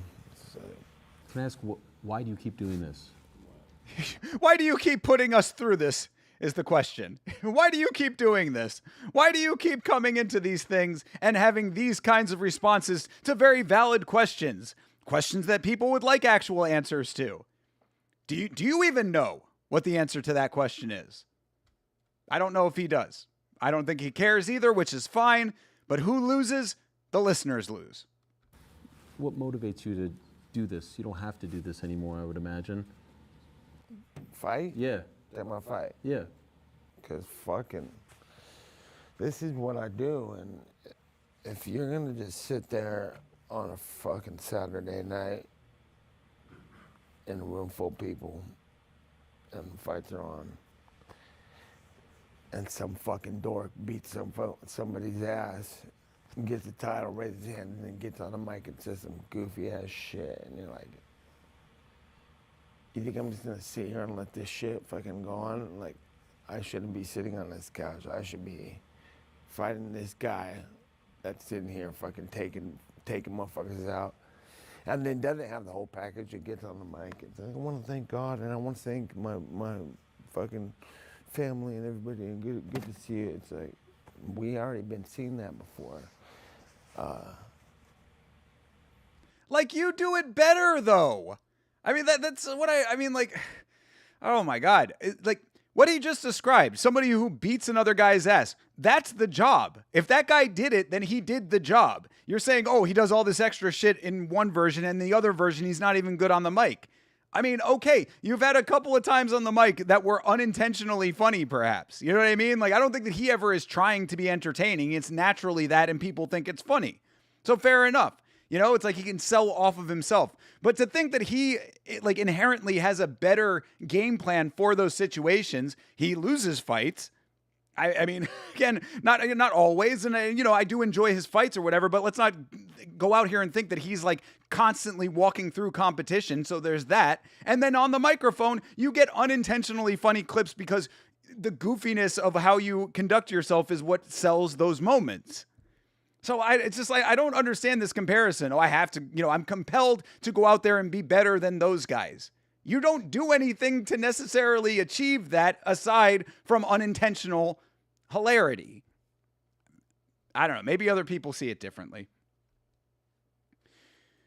Same goes to Tony, his delusional responses, but still making it entertaining and always making us laugh, except Nate, who rarely makes us laugh.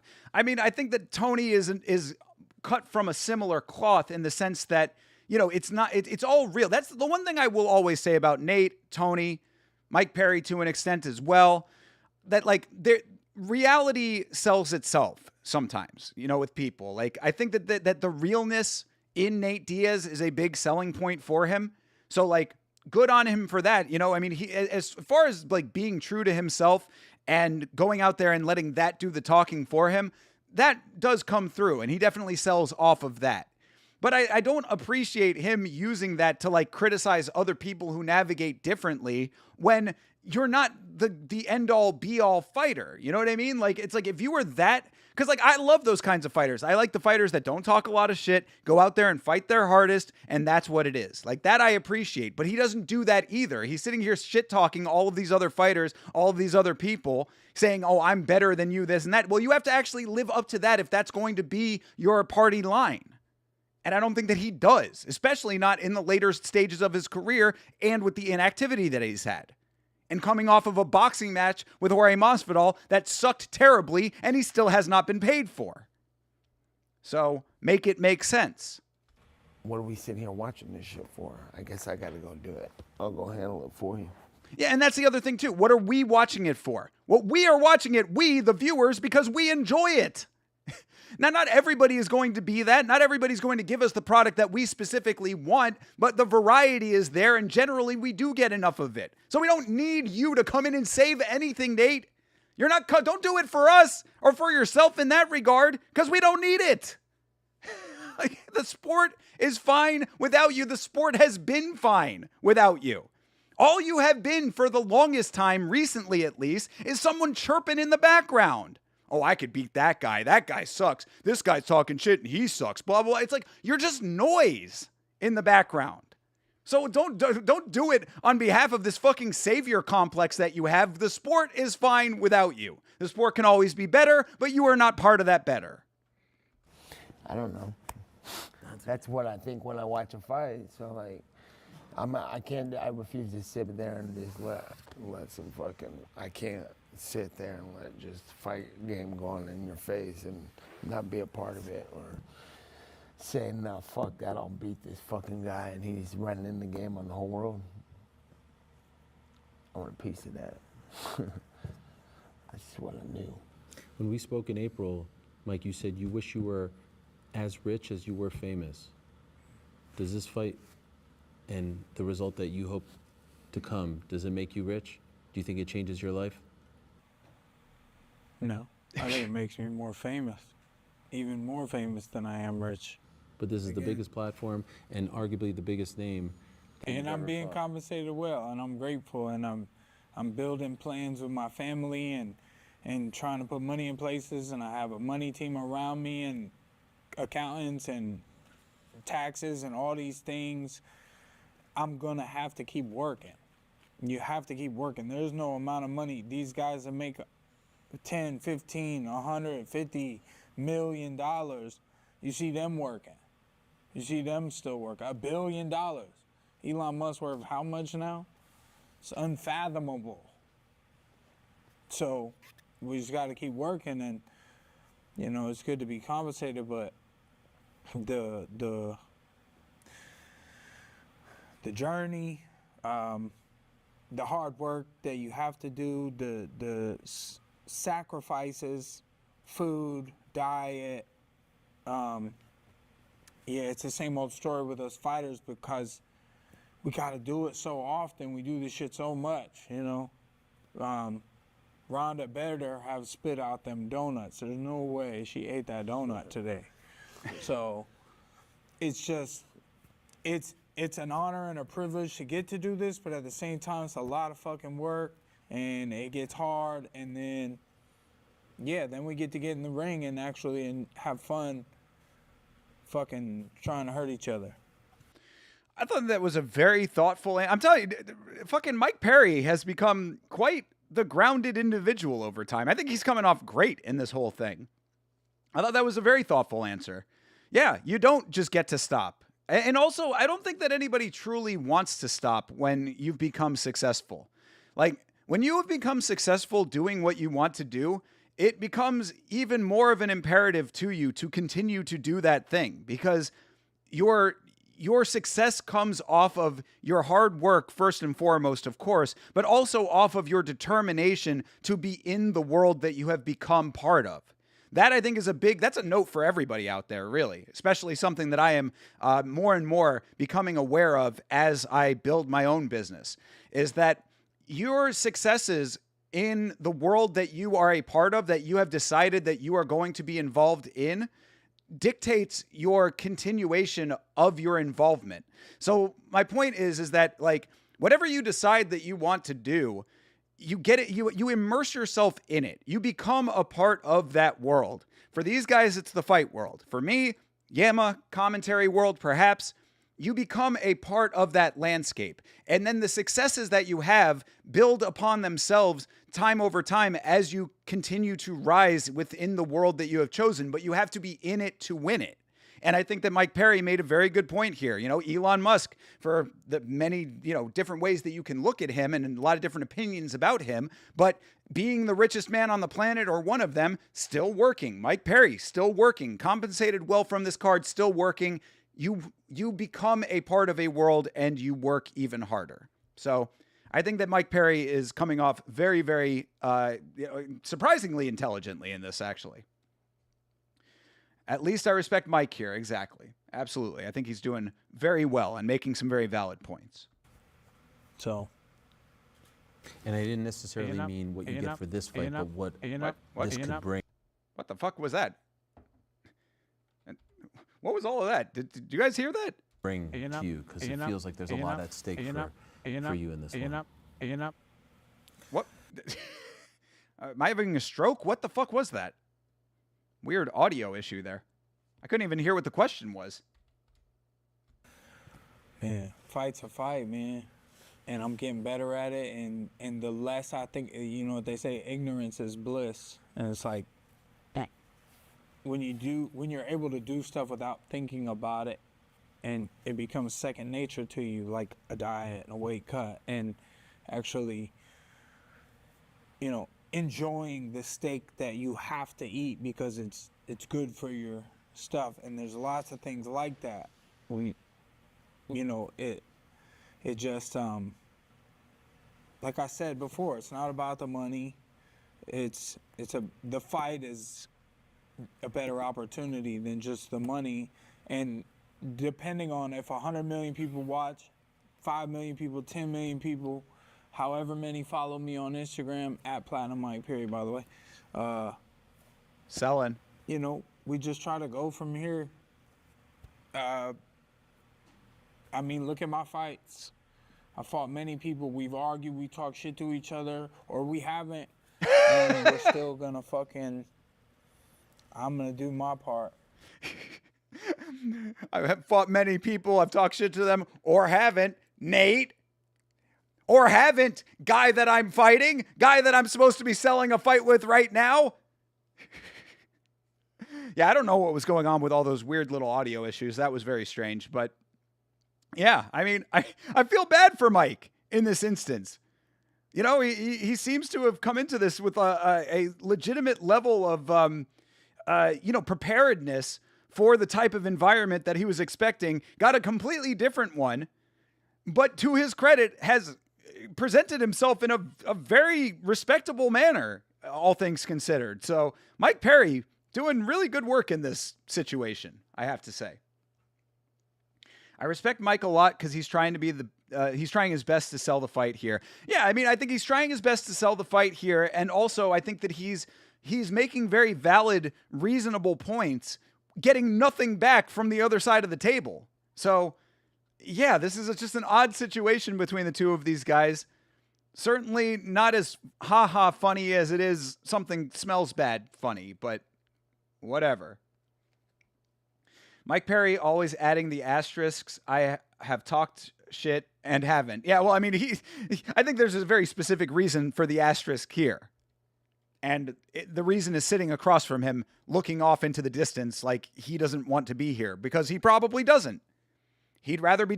What does Nate actually want to do is what I'm curious about. Like, he doesn't fight nearly as often enough to make it seem like all he wants to do is fight. So what does he want to do? Hang out and smoke weed, I guess. It's like, what is this guy? Nate, can I ask for the newer fans out there? What is the fucking audio thing again? What is going on with this shit? I'm gonna do my part. Nate, can I ask for the newer fans out there who have never had the pleasure of seeing you fight in person, why should they come on Saturday? What is happening right now? You should come on Saturday. It's gonna be war.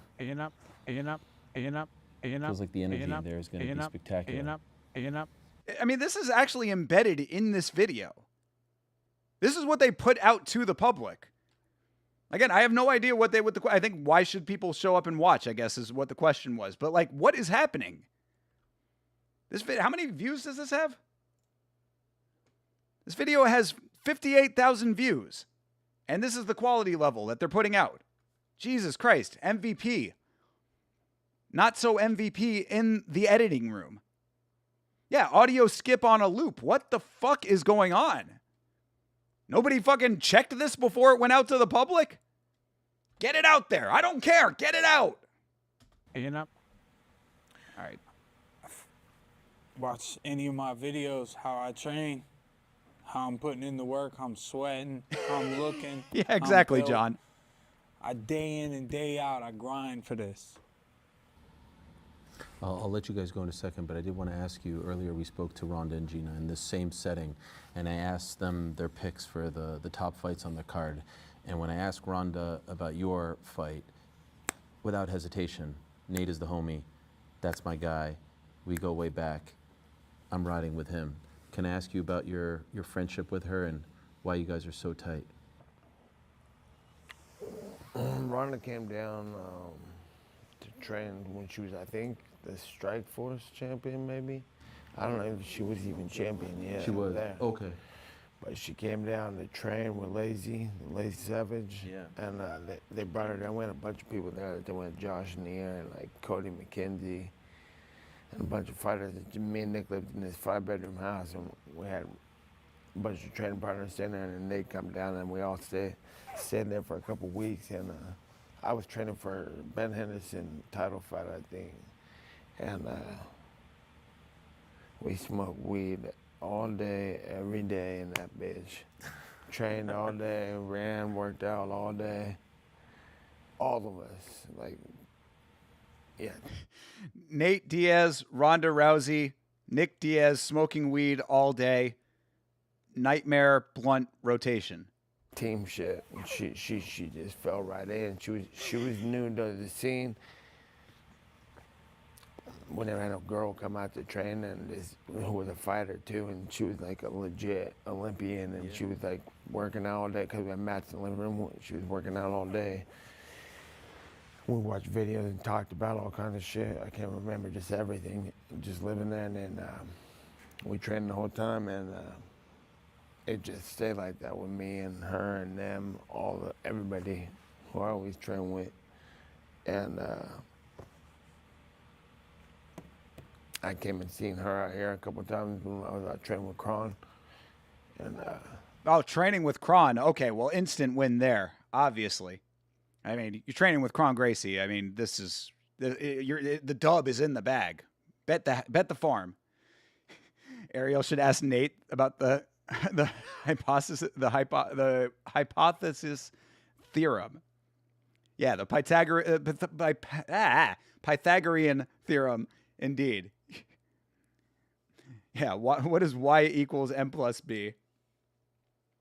Nate is the man, so is Perry. Love them both. Just put the interviewer in the rubbish bin. Okay, fair enough. I mean, I think Ariel is trying his best to hold this thing together, which is somewhat going off of the rails, or has already gone off of the rails. Thankfully, it's coming to a merciful end here soon. Watched videos and talked about a bunch of shit. Nate, Ronda, and Nick smoking and watching documentaries. I'm saying, like, I mean, when he was talking about that, what I was thinking is, I'm like, what would a normal conversation with him be like? Like, I don't think that you can have like just a standard I talk, you talk, I talk, you talk kind of conversation. Like, it does not seem of great value to have like a regular human interaction with Nate Diaz.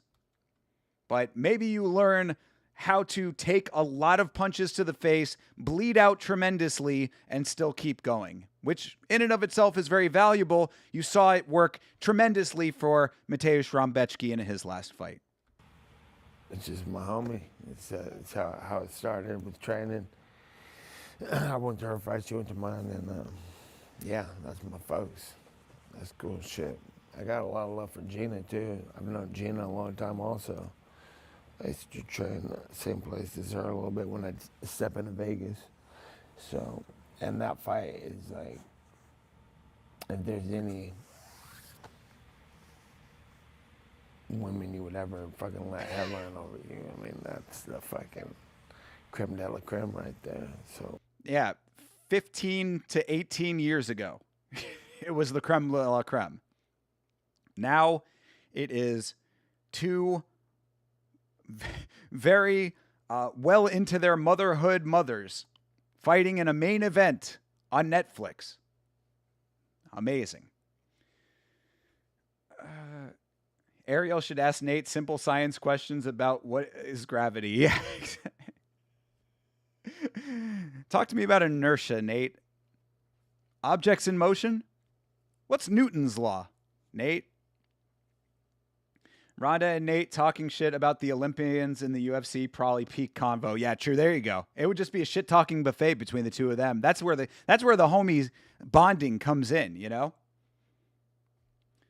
I did want to say, because it just reminded me, I was going to say they did the epic handshake like Bloodsport. R.I.P. to our dude, Ray Jackson. Very unfortunate passing. Very sad to hear that Ogre from Revenge of the Nerds and Ray Jackson from Bloodsport has passed. So rest in peace to the legend. Kron's the butt scootin' Jitsu BSJ champ. True. Yes, he is. Absolutely. And that's why Nate is going to annihilate Mike Perry, butt scooting his way to victory. Ariel should make Nate count to 10.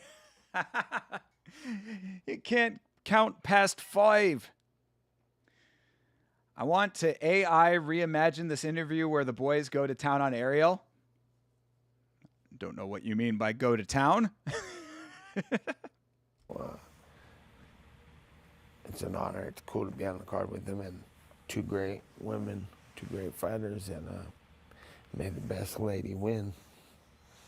It feels like there's a bit of a common bond between a lot of the top draws on this card. You, Gina, Ronda, Francis, like, and I say this with the utmost respect, like you're outsiders. You march to the beat of your own drum. Do you feel that way? I get what you're saying. Yeah, it's a little bit of the stigma on this card has been us against the industry. Ronda's really pushed it. But I keep thinking about what he said when he said it's going good for him. I mean, it's a tough game. A lot of people struggle. Just because I get opportunities doesn't mean that I'm getting anything handed to me. I worked my ass off to be here. The worst part, the worst, I was just telling the homies, the worst thing is when one of my homeboys says, oh, we got free shit. Somebody was giving us free shit, or they gave us free weed. And I'm just like, every time you see me doing burpee push-ups or running miles or putting rounds or fighting in the cage, and that shit was all fucking paid for. There's no free shit, bro. Great input there, Nate. Thank you for that. Mike Perry is making a very salient point about having to put the work in, us being outsiders, etc. And Nate just bumps in clumsily with, oh, my homies got free shit. But I didn't. I was out here doing burpee push-ups and running miles for, with no free shit given. Great. What tremendous input you had there, Nate. Thank you for that. Thank you for that amazing insight as Mike Perry is actually trying to articulate. Can you say the word articulate? Is that too many syllables? It might be. Oh, good Lord. Puppy Hamzat is now scared of Paulo Costa and Ankalaev at 205. He shit his pants. We've got a DC fan actually in the chat. See, chat? DC fans actually exist. Thank you for being here, brother. He has been talking about a rematch now with Strickland, so a little bit of mind changing about moving weights, perhaps. Prelims are better than main card because at the top of the game, they've all trained with each other. It's starting to ruin my experience. It depends on how the quality of the actual fight is, right? I mean, it doesn't have to be that. Like, if these guys actually go out there and fight their hardest, then training with each other can be aside from like what the actual quality of the fights ends up being. But I don't know. I mean, really, it's like these guys are getting a tremendous amount of money. Is the incentive there for them actually to put it all on the line? That's going to be the big question to me. Same with Ronda and Gina. They're getting huge paydays here, bigger paydays than they're going to be getting anywhere else, probably for the rest of their careers, respectively. Is the incentive there to actually go out and put on like a legitimate show? Or is Ronda going to tackle Gina, hit the armbar, and end the thing in the first 30 seconds? We will see.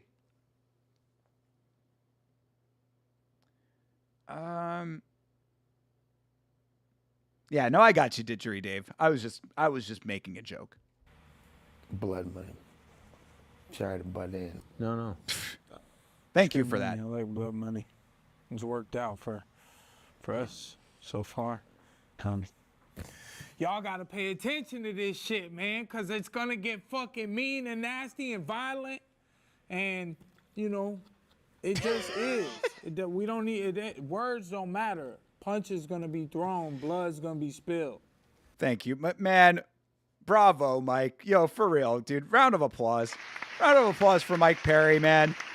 Trying his absolute hardest out there.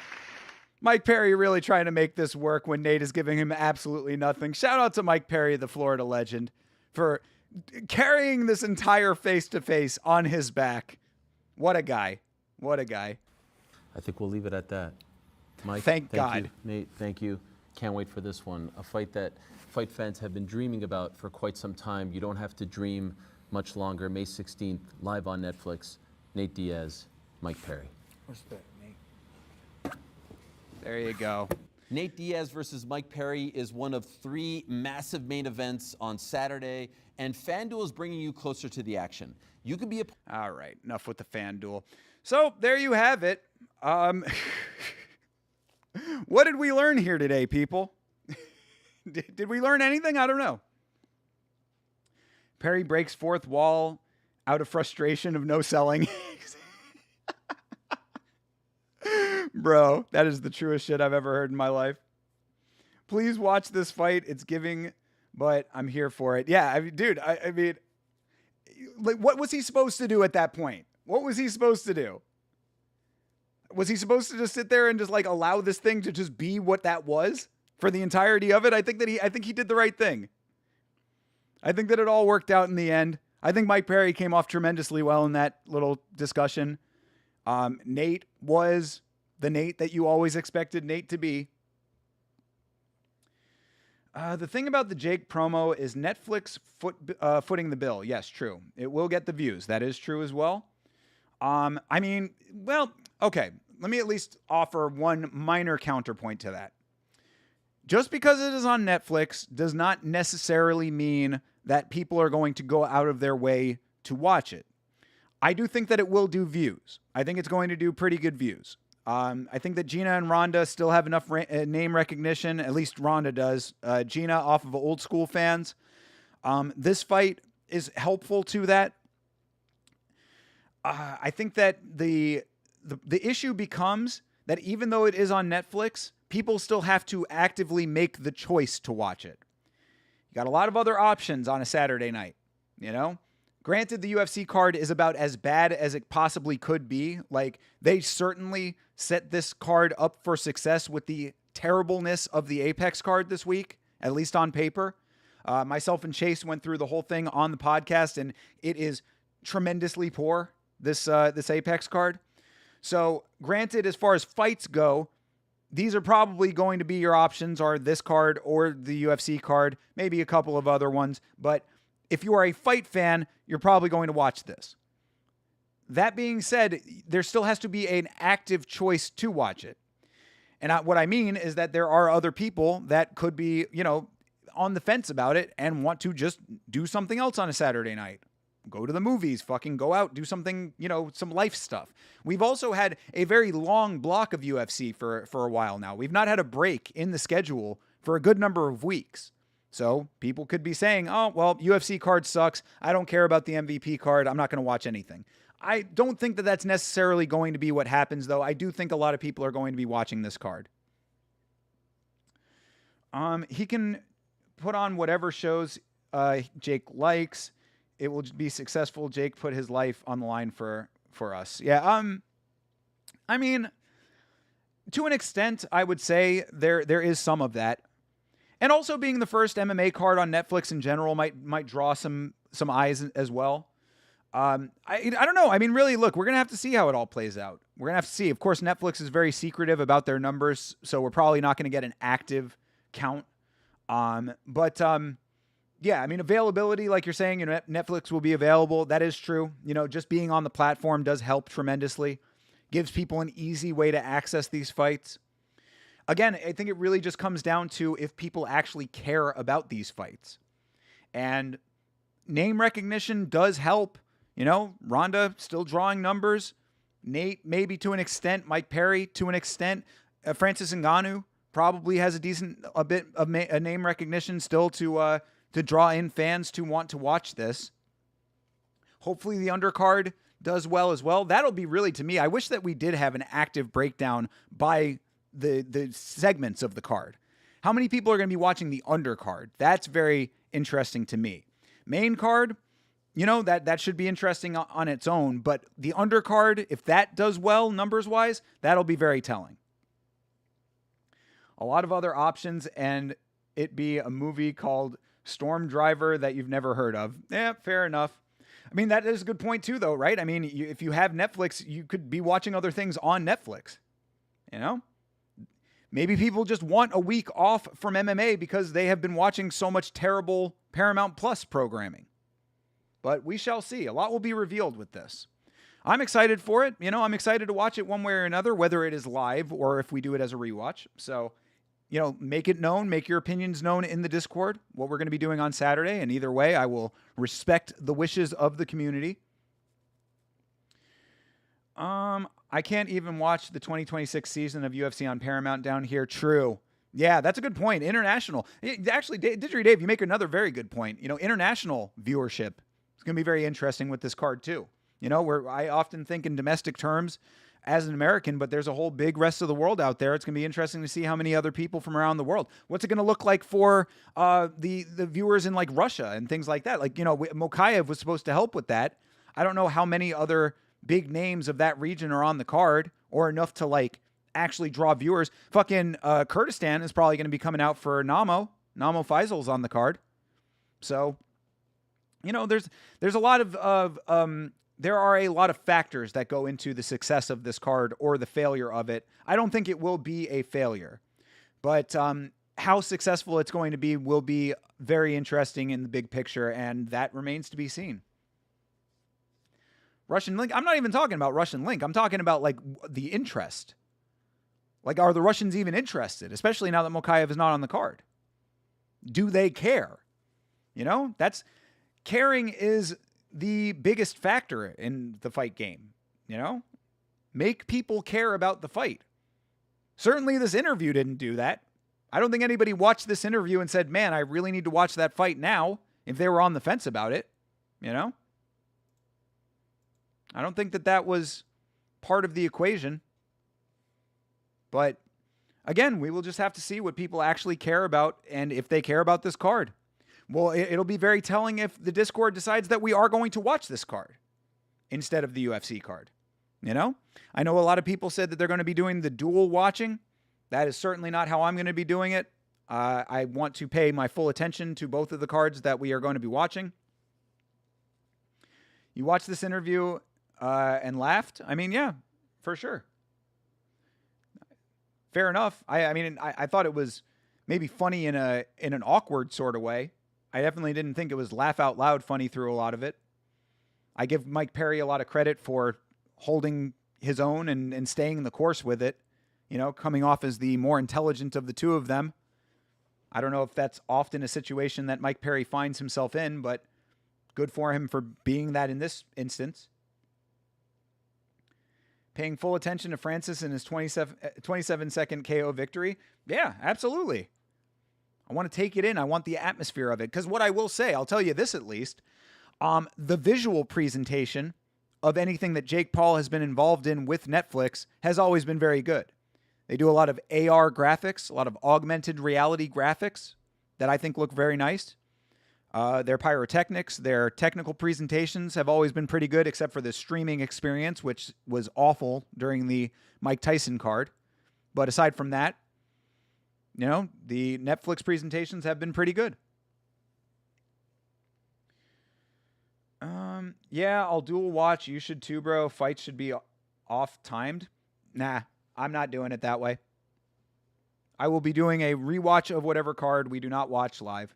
So I will pay full attention to both cards in due time. How are Netflix rewatches? Netflix actually puts out the full event. I believe. I'm pretty sure. it'll be like twice the fights. Yeah, but I'm having 2 different audio feeds and everything. I'm not doing it that way. It's not happening. Respect to all the brave motherfuckers who fight Francis. True. Yeah, absolutely. Making Cyril Gane look a lot better that he survived all of that amazing wrestling. Either way, we'll find out what happens on Saturday, though, of course. As I said, if you are in the Discord, make your voice heard. Let me know what you guys want to watch live. Whatever we do not watch live, we will watch as a replay watch the day after, earlier in the day. So I'm hoping to start at 10 o'clock on Sunday morning with the replay watch. And then we will, of course, do Muay Thai Sundays that evening. So a lot of streaming going to be happening this weekend. I heard if you overlay the 2 cards and play Dark Side of the Moon while watching Buck Rogers. Yeah, exactly. If you start Dark Side of the Moon with both cards playing at the same time, it all syncs up. I like it. I've never done the Wizard of Oz Dark Side of the Moon thing, but I'm sure it's actually kind of cool if you're very high. If you're as high as Nate Diaz, it's probably a pretty cool experience. But all right, guys. You know the drill. Like I said, make your voices known in the Discord about what we're going to be watching on Saturday. Content this week has been a little bit slower. I did not get to record yesterday like I wanted to. Work has been very overwhelming right now. There's a lot going on behind the scenes, but I promise you it is all in service of a greater Yama future. So everything that I am doing right now is in service of Yama growing and expanding. So bear with me on everything right now over these next couple of weeks, but it is going to be a great, big, beautiful tomorrow. Yamashow.com for all of your merchandise needs. Get yourself a shirt, get yourself a hat, a fucking hoodie, a sweater, a goddamn sticker set, or a mini poster. I'll autograph that shit for you if you would like. Friday is One Championship. I think that's what we're going to be doing. If not One Championship, we'll do LFA, but I'm pretty sure we're locked in for One Championship. So Friday, we will be back. Tomorrow, if there's something going on tomorrow that makes sense to watch, maybe be back on again tomorrow night. We'll see. I have not decided yet. There is a video that I would like to make, and if I can do it tomorrow, I will try to do it tomorrow. Either way, guys, I will be here for Saturday. You know that. I appreciate you guys always. You are the greatest. Yama has the greatest community of all time. The Blood Palm is undefeated. So thank you for hanging out for this one. I appreciate you as always. Have yourself a great rest of your night, a great rest of your week. And again, as always, fight on.